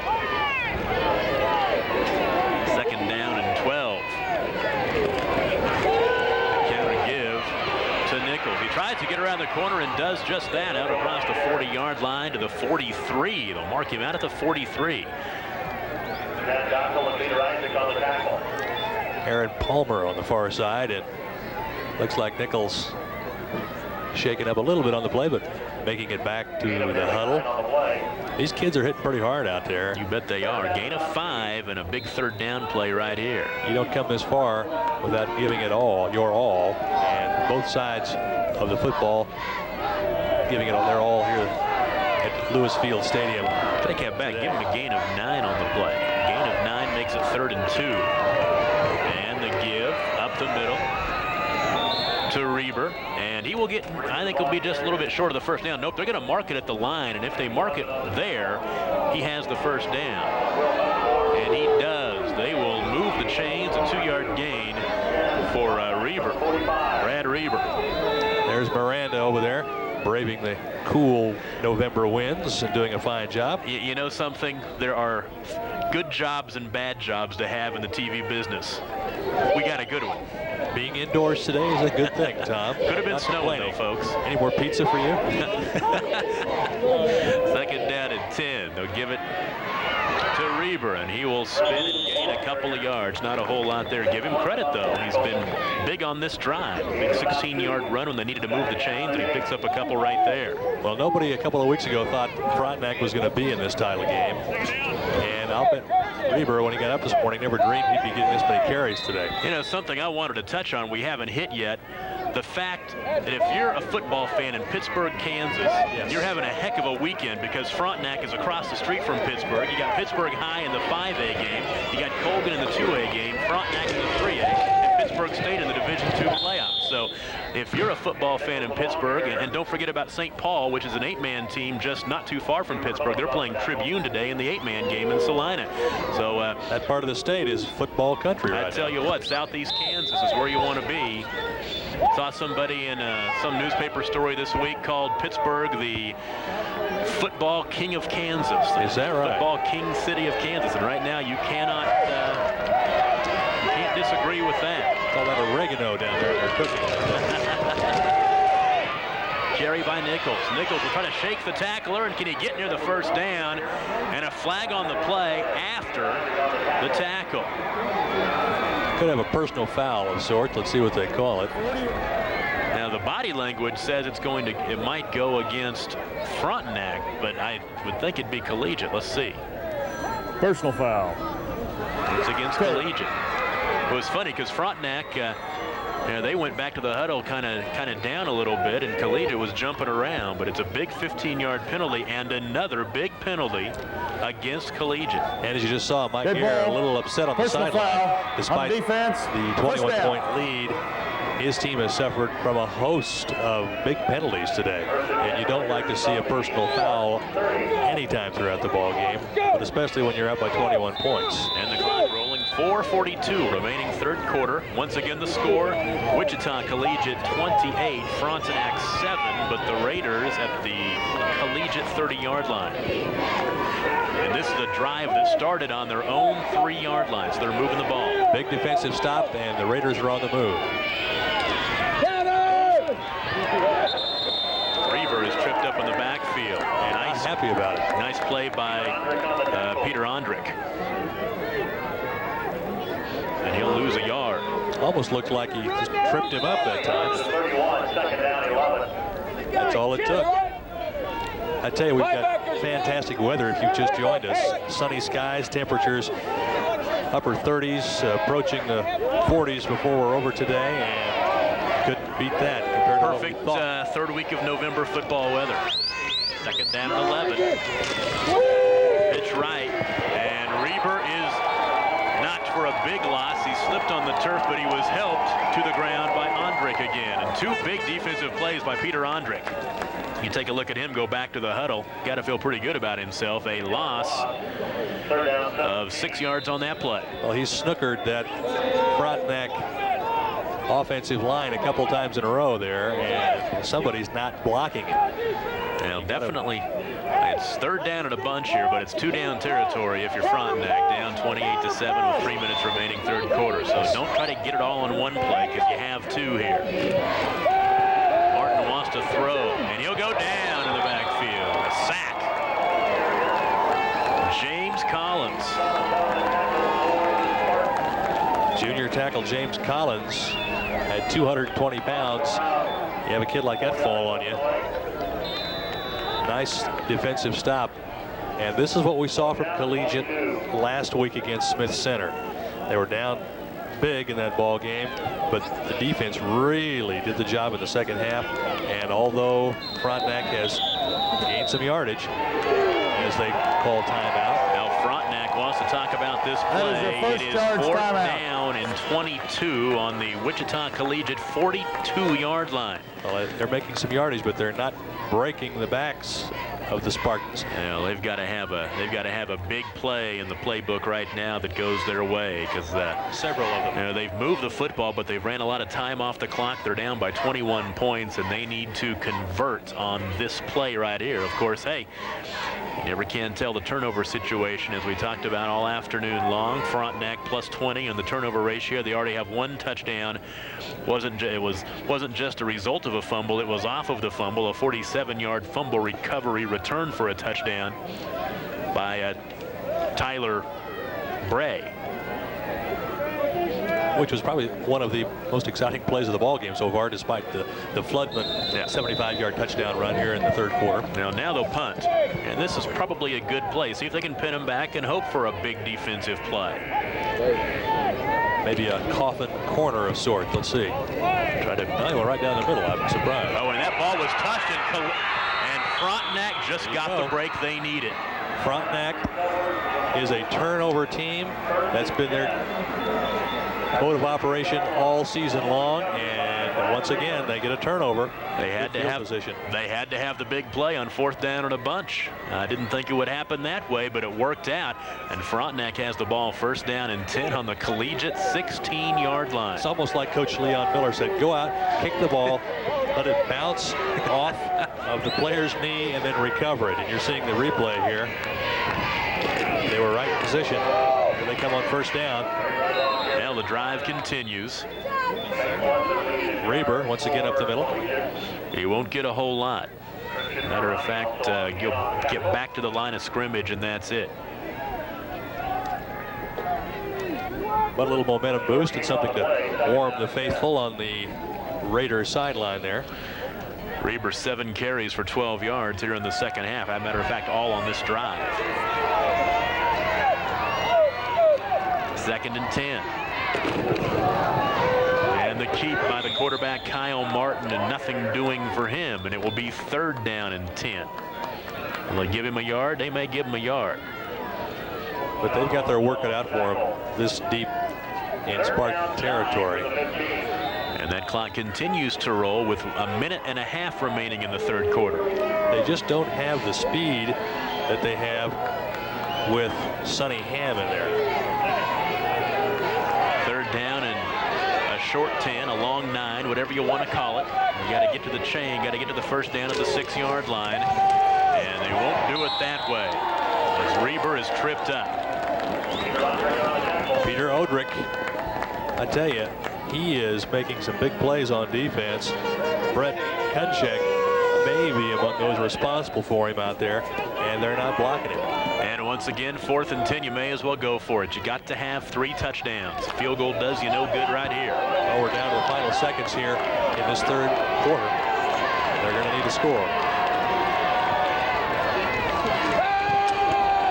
He wants to throw. He slips the tackle, throws it up for grabs. It's catchable and incomplete. Boy, I tell you. He did throw it up for grabs, didn't he? Tyler Bray was wide open. He went up for the jump ball, if you will, but good defensive stop by Collegiate. Martin just kind of heaved it up that time, Tom, and it wasn't a particularly well-thrown football. Doesn't really matter if he intercepted or what. You just got to get it into the end zone. He took a hit. Yes, he did. He got slugged pretty hard there, and it was up for grabs. And Patrick Ritchie had the nice coverage down there for Collegiate. It's incomplete.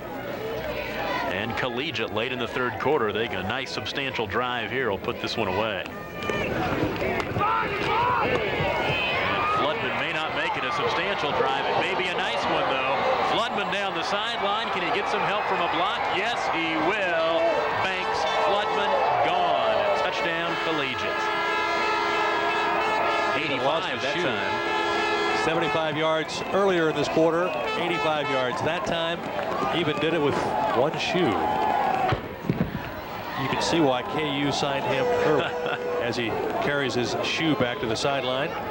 Take a look at this one again, and let's see where he lost his shoe on this one. He had a little convoy down the near sideline too. Where'd he throw the shoe at? Right there, he threw the shoe at about the 30-yard line. So he went 70 yards without a shoe. John Rothwell just shattered him all the way down the field and said, "Nobody get in my way because I'm going to block him." And Joe Ream with the extra point attempt. Snap is back. And the kick is up, and it is good. 85 yards. Banks Floodman, as he is putting his stamp all over this championship game. Cannon. Okay. They're going to get the cannon to go here. Now let's figure up some numbers here. I got to do some very complicated math here. Banks Floodman, 14 carries now. Get your calculator out, Tom. 256 yards rushing and 4 touchdowns. 256. Wow. I'm telling you, he is the story of this ball game. He has been everywhere, offensively, defensively, special teams, and a couple of long touchdown runs that have to make the folks in Lawrence excited for him to wear the Jayhawk blue next season. There's the Spartan doing the Spartan dance, if you will, on the sideline, and surrounded by a bevy of Wichita Collegiate beauties. And Joe Ream gonna have a little chat with the official. Yes, Terry Allen. Of course, he's up in Ames, Iowa, so we won't find out about this one for a while or so. But he's having the tape of this. He might not be having a good day in Ames. We don't know that right now, but one of his recruits is feeling pretty good in Hayes. Well, I'll tell you, we're seeing a great show here from Wichita Collegiate and Mr. Floodman, Banks Floodman. There's a name you'll want to remember. Hard to forget that. That's right. You'll remember that one. He'll want you to remember it. Joe Ream will kick it with the breeze. They'll pooch it again. Let's see what happens with this one. That's trouble. It's picked up, though. And a nice return. He's got some speed himself. He's the freshman out there. And a nice return for Frontenac, trailing it by 28 this time.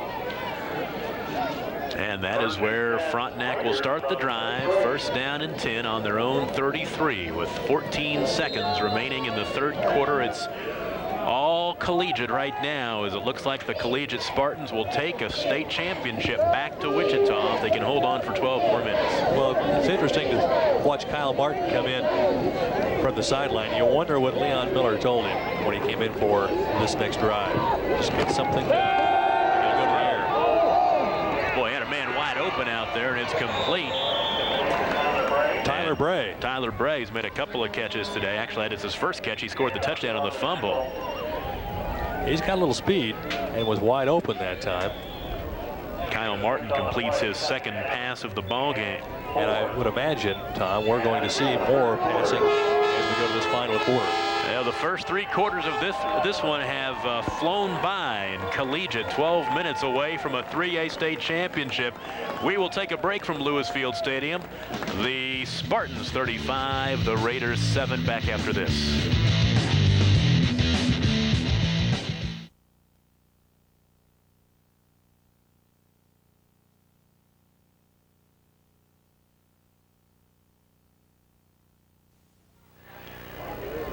Heading to the fourth quarter of the 3A state championship game. Wichita Collegiate 35, Frontenac 7, and Frontenac looking at second down and 4. And the count and give to Dave Nichols, and he has running room across midfield, across the 45 down to the 43, and a first down gain and good yardage from the 39, from the Frontenac 39 down to the Collegiate 43. That is a gain of 18 yards. And it looked like his peripheral vision wasn't spectacular that time. He needed to just keep on moving right up the field, and he was trying to go left and right and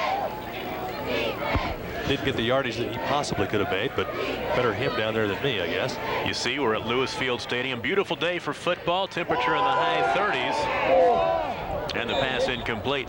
I wanted to make the comment. A beautiful day for football You know, a little cool outside. I heard the camera guys talking during the break about how their coffee's freezing over. You know something? It's a little chilly in the press box. They're down to about 69. Yes, the ice is doing just fine in here. You know, my ice is actually melting in my glass of soft drink here. The things we have to struggle through to get this broadcast out, I'll tell you. Tom, hang in there. I'm trying. Second down and 10 from the 43 after the incomplete pass. And Martin wants to throw. They'll give it off to Nichols, and Nichols will bull past the 42, try to find the 41. And a gain of about 1 on the carry by Dave Nichols. It really is a shame we haven't seen Sonny Ham since the injury in the second quarter.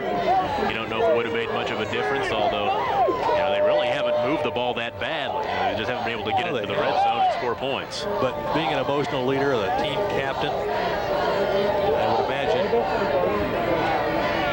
considering he got hurt when they were down just 7 points, it had to make a difference.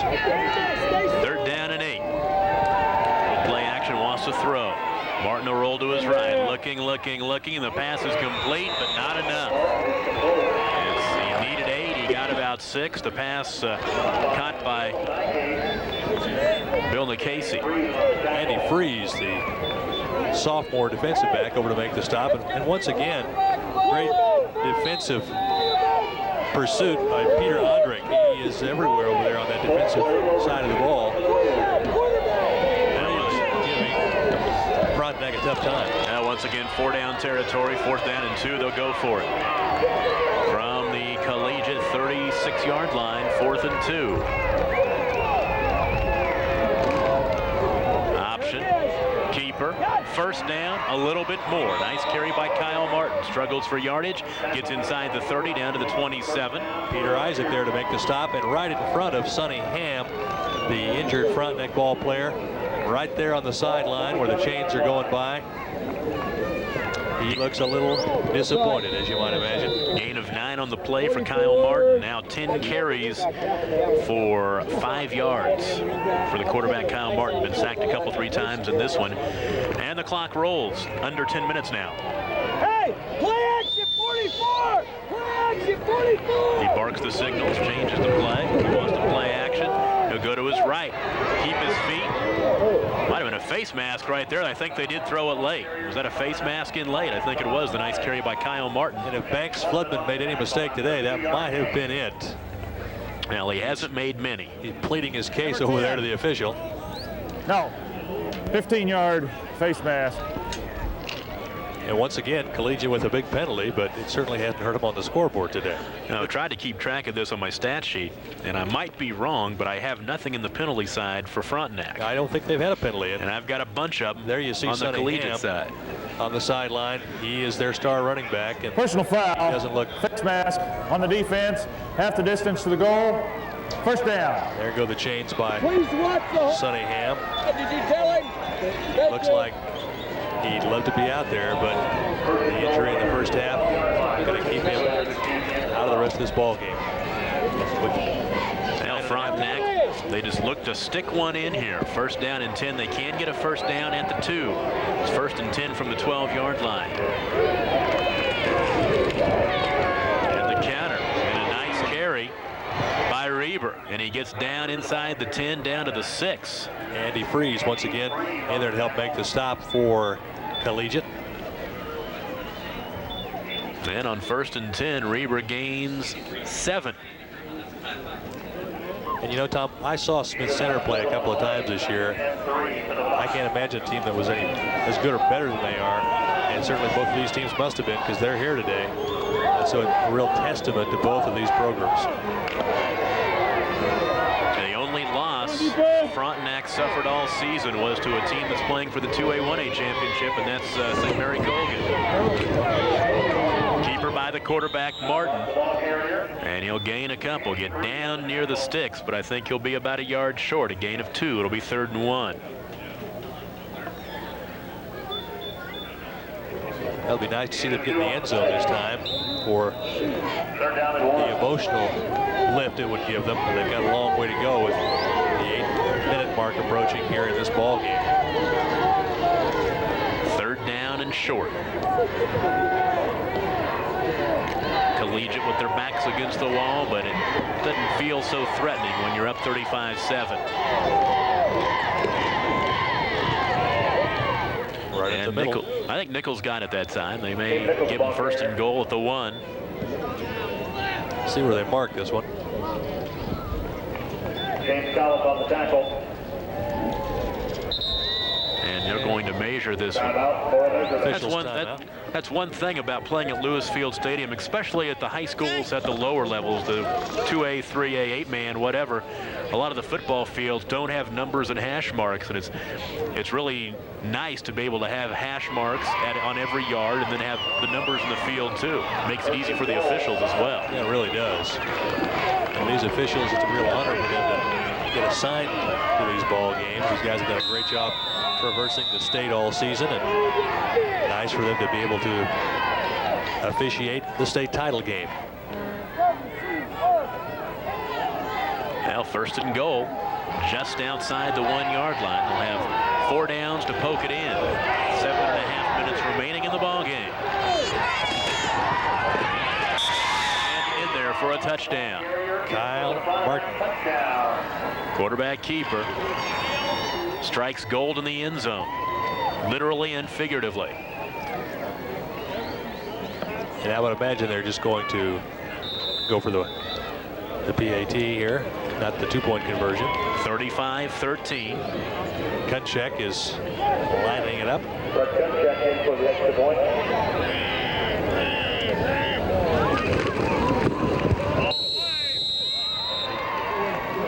And the kick is good. Yes, it is. 35-14, Tom. 7:29 remaining. And Frontenac with some points on the scoreboard, as you see it right there. But Wichita Collegiate trying to hang on with a 21-point lead with 7.5 minutes remaining. 21-10. Now Frontenac has got a long way to go. It's been an entertaining season for both of these football teams. 21-10? As we said earlier, a lot of folks never imagined the Frontenac would be here today. They'd been here in '92 when they lost to Stockton. They were here in '94 when they won in some awful freezing drizzle weather. And they're back here today. This is only their 3rd year as a 3A school. What does that say about your program? I was doing some studying, and Frontenac played in the state championship game, and I think they won back in 1969, which was the very first year of the high school playoff system. Is that right? Now, I take it they must have lost, because if they would have won, they would have been listed as a state champion. I think they lost that game. That's going way back. And I think Stockton beat them that year too, if my memory's correct. I think you might be right. Being a former Stockton Tiger myself. I think Stockton did beat them that year. And that ball, is it going to make it out of bounds? It hasn't yet. Finally does, and that'll bring it out to the 35-yard line. Dead ball, illegal procedure. Go to the 35. Dead ball, free kick infraction on the kicking team. Ball will be placed at the 35-yard line. First down.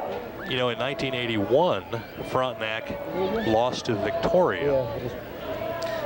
That was one of the years the Mid-Continent League had a couple of schools in the state title contests around. I did not realize that Victoria went to 8-man football here the last year or so. Yes, they did. Well, just this season they did.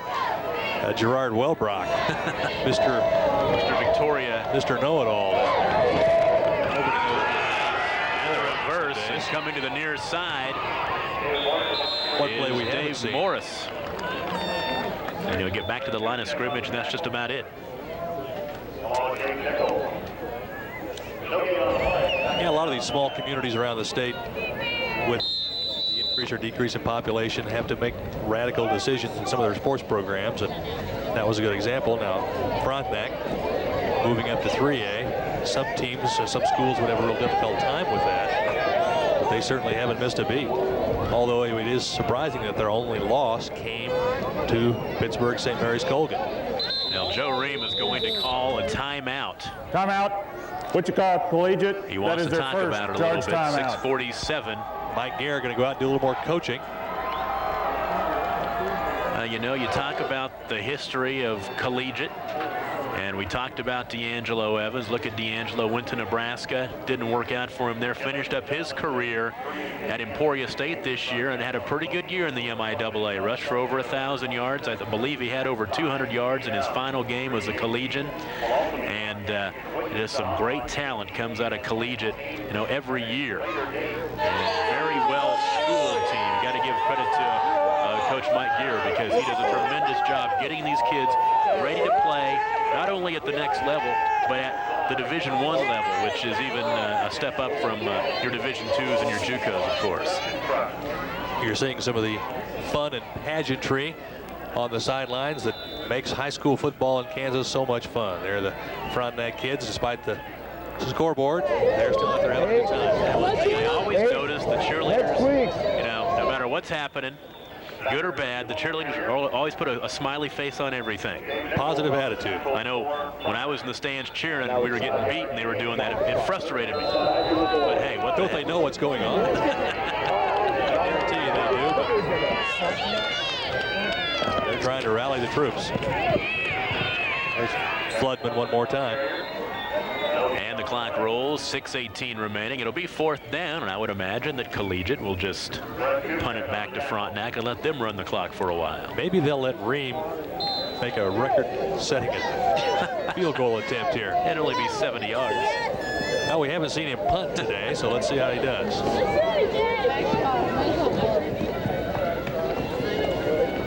Joe Ream back to punt for Collegiate.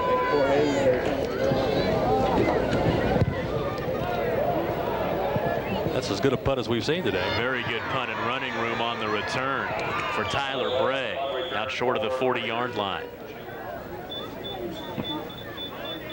Still would like to see Ream get a chance at a field goal here. And maybe we'll get that before this thing's over as we approach the 5.5-minute mark. Well, his older brother Jamie is a semifinalist for the Lou Groza Award at Kansas State, signifying the best kicker collegiately in the country. For those of you who don't know who Lou Groza is, the Toe. Lou the Toe Groza played for many years in the NFL, one of the great kickers of all time. He was not a soccer-style kicker, folks. No, he was about as far away as you can get. Drive will start at the 37, and Martin wants to throw, and he'll go down, and a flag will fly. Peter Ondrick. Nobody's blocking that kid, I tell you. He is just coming in off that outside linebacker position, or the defensive end. The flag flies. Well, they called a face mask against Collegiate. And the fans on the near side not happy at all about that, either the coaching staff. And they'll mark it off from where it happened, so back at the tackle. It doesn't look like it was intentional by any means. Yeah, it's only a 5-yard face mask. Face mask, 5-yard penalty on the defense, remains 1st down. The shot that you saw on the replay, the face mask infraction was away from the camera or occurred just prior to what you saw on the screen. So the officials were right there on top of the play. And it's 1st down at about 15. The ball sitting on the 32 now. Play action, and he'll go down again. Kyle Martin goes down in the arms of Andy Ritchie, I think it was. And they'll lose those 5 yards and more back a little bit. Line of scrimmage was the 32. It's back to the 27, a loss of 5. 5 minutes left, and the clock is running for Wichita Collegiate to bring home a state title. They can feel it on the near sideline, looking to win one for the first time since '94, and they've been there. They've been in the running every year since then. Second in a bunch. They'll give it to Nichols. He'll get to the 30. Gain about 3 yards. Masters did. You talk about a team like Collegiate. They haven't won one since '94, but they've been in the running every darn year. And there's the hot dog man, in case you were wondering. Is he coming our way? Well, you know, I certainly hope so. I mean, what is football without a hot dog, right? And state high school football at that. They must be having a run on hot dogs at the near side concession stand. They're bringing him over from the other side. 3rd and 17. Mitch Wright. Running route for Reber, and he fumbles the football. And Collegiate has it. Collegiate gets their first turnover of the day. If my memory is correct. A gain of 8 on the play. Actually, they had one earlier. I think you're right. Fumble on the second drive of the game for Frontenac. That's right. Gain of 8 for Reber, but the fumble. And the ball was sitting on the 37-yard line. Collegiate can take care of business here with 3:57 remaining in the ball game, and they'll be hoisting the trophy soon. And Floodman not in there this time. Maybe, just maybe, they're going to try to line things up for a field goal attempt, do you think? Is that wishful thinking on my part? Well, Joe Ream wants to throw. He'll lay it out there. A man wide open, touchdown. Yes, indeed. David Morris. David Morris. That is a 37-yard touchdown pass. So if you thought they might run the clock out, nothing doing. I'm a little surprised at that, to be honest with you. But that's exactly what they did. Marks. I like Joe Ream as a quarterback too. Oh, I tell you, the kid's talented. He can throw the football. He hasn't. Joe Ream has not been. Joe Ream has not been touched in the backfield, has not been come close to being sacked. He hasn't had to run with the football. See him drop back here and just arches one up over the defensive back.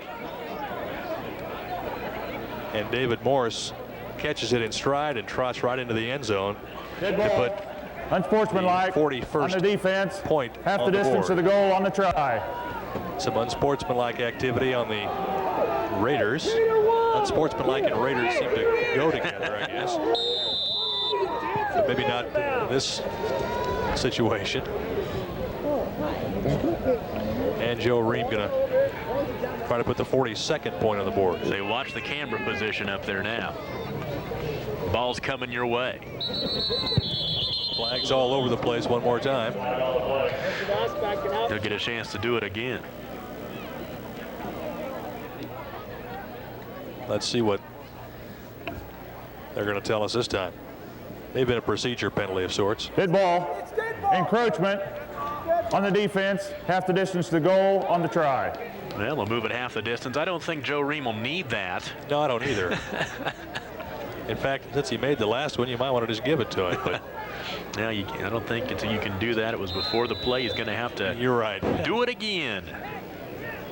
Oh, we wanted to watch him kick.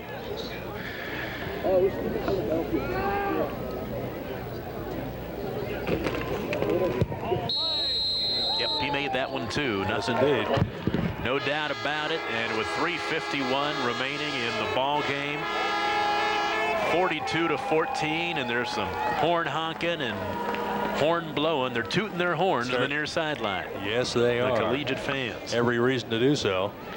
That was I can remember that drive, a one-play 37-yard drive, and that drive was capped by the 37-yard touchdown pass from Joe Ream. I tell you, to Morse, majority of the fans here on the Wichita Collegiate sideline are on their feet.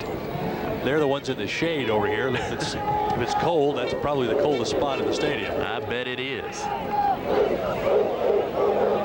Hope somebody let those dogs out.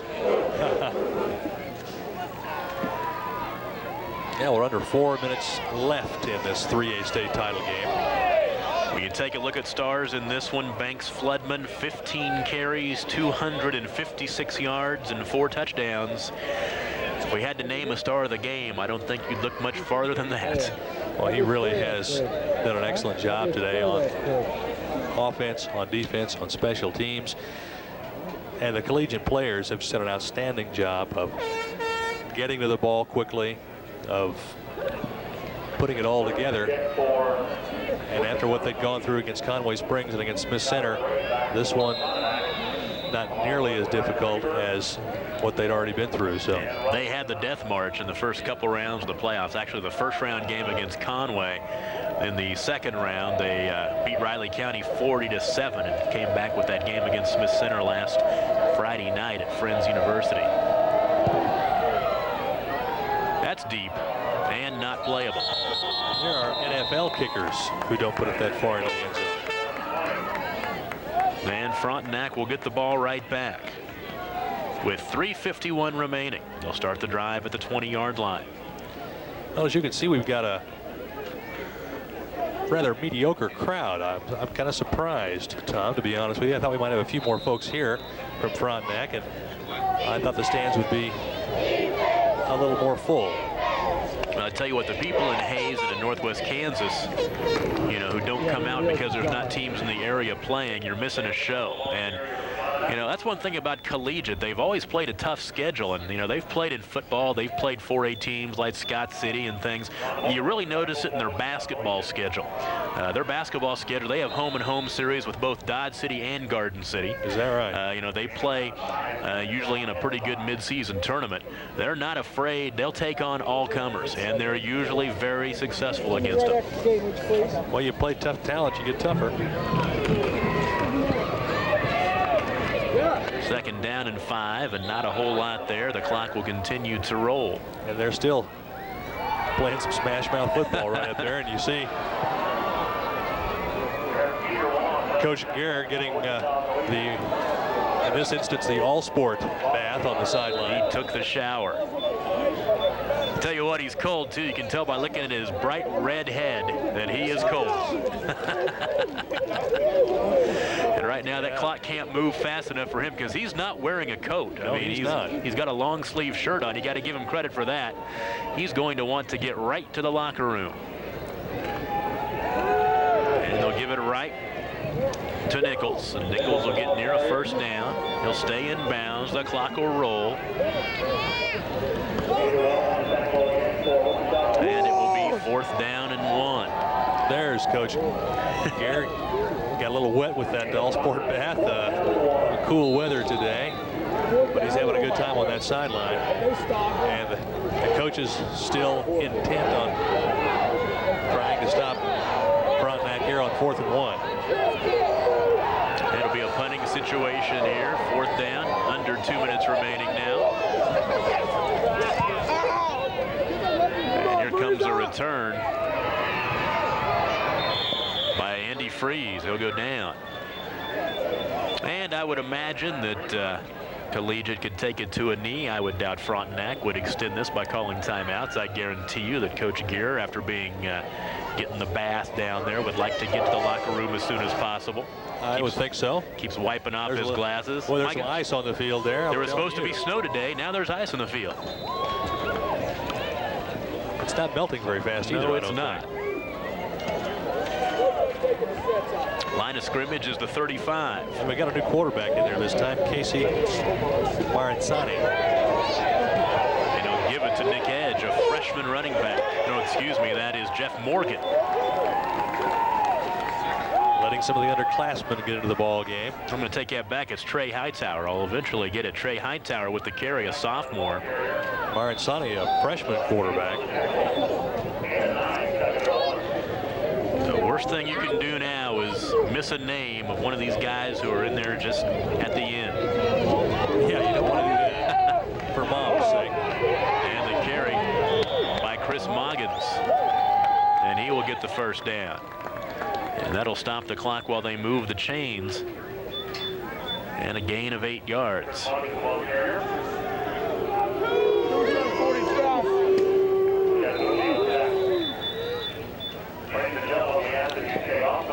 That quarterback, Tom, is Joe Gare, the coach's son. I bet he'll be counted on for big things next year. 1st and 10. Junior quarterback.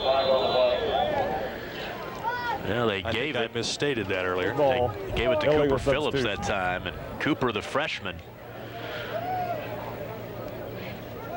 had a carry that time, and I believe that's a name from what I hear people Good talking ball. around the Illegal Mid-Central Athletic substitution Association. on the offense. Remains 1st down. They talk about Cooper Phillips being a name you're going to be hearing a lot about. They're turning out those players, and Cooper Phillips could be the next one. He is just a freshman, isn't he? And there's the snow angel in the ice down there. A little celebration on the sideline. Right up the gut, nice carry. Bobby Bowman, running room across the 40, and wrangled down at the 35. Stopped down there by Russell Knapp. We're under a minute to go in this 3A state title game. Trying to get as many ball players into the contest as possible. These kids have been hitting the blocking sleds and running the wind sprints since the hot summer winds of August. That's a long time ago right now. Cooper Phillips with the carry. You want to get as many kids into the game as possible. You never know when you'll get back, and I guarantee you both these teams know that. And it's always great to be able to say that you were on the team at a state title game, but to be able to actually line it up once or twice means an awful lot. Get on the field. Needs to be our age. 20 seconds.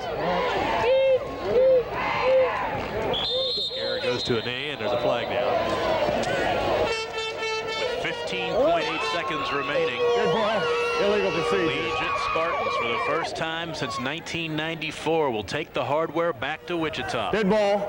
Illegal procedure on the offense. 5 yards, repeat, second down. And still, Collegiate, even up to the end, are haunted by penalties. Not haunted that much, though. No, it hasn't mattered much on the scoreboard, but they have had their share of penalties, and this will probably be the final play of the game. Clock is rolling, 10 seconds to go. Gear will take it to a knee. The blue-clad Spartans will feel the field. And they win this ball game. State champions, the Wichita Collegiate Spartans. The final score, Collegiate 42, Frontenac 14. And the helmet's flying.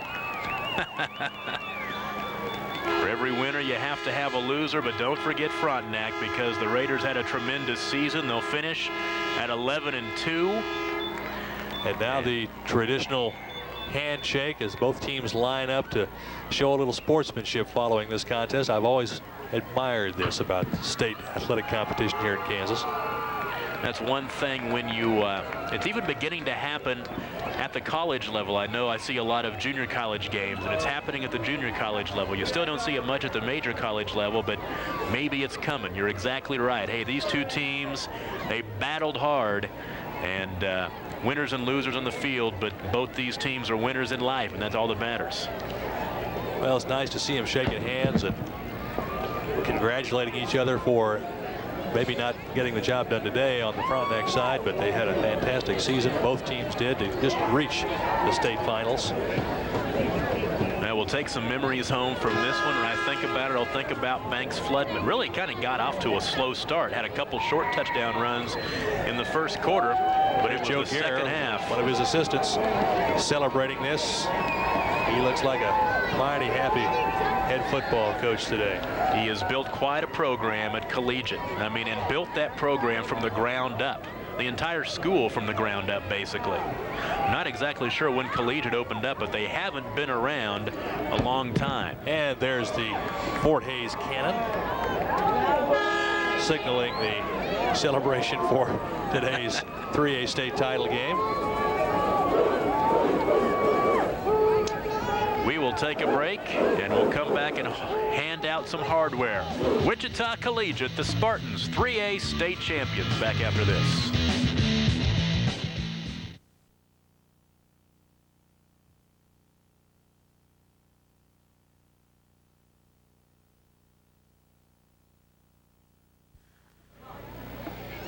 Now the Collegiate Spartans from Wichita are 3A state champions, and they did it convincingly. 42-14 the final score. Collegiate over the Frontenac Raiders, and there you see Frontenac with the runner-up hardware.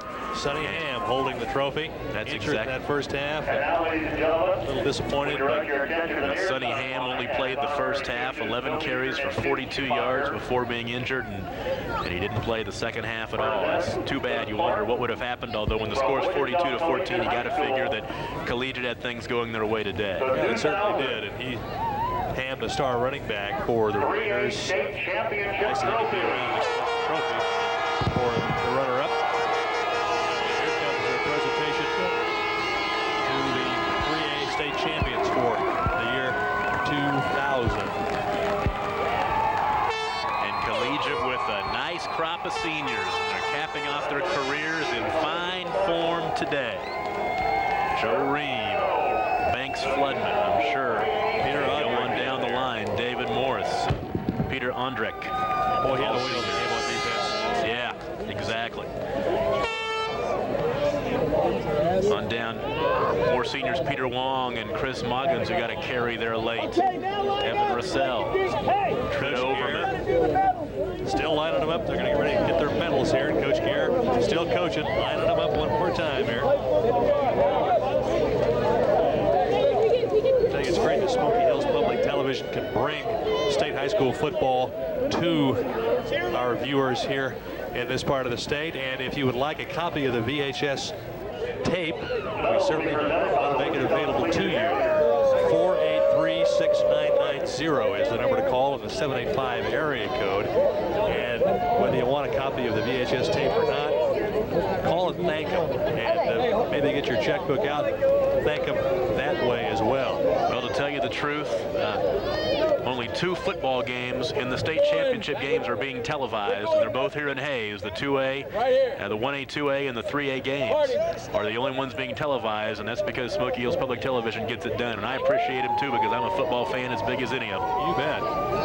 So the number to call again is in the 785 area, 483-6990.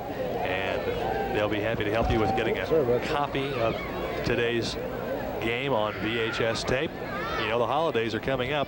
It'll be a perfect stocking stuffer, if you will. And maybe you want to just thank them for providing the coverage of today's 3A state title game. Well, the way I look at it is public television is television for the people. Yes, and indeed. That's exactly what out in western Kansas, especially where televised sports are hard to come by.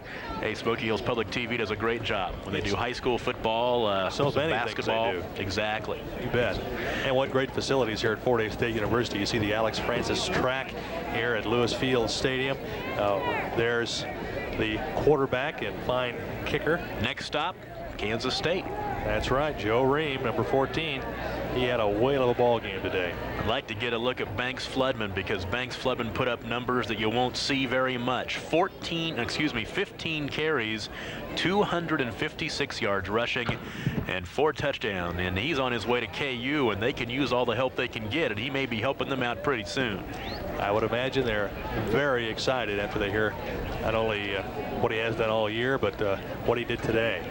As you see, one of our fine camera people, Bob over there, doing a fine job from high atop the tower, where it's nice and cool today. You know, it could be worse. We could be out there. Considering what the forecast was, and we're mighty glad you were able to join us today here on Smoky Hills Public Television.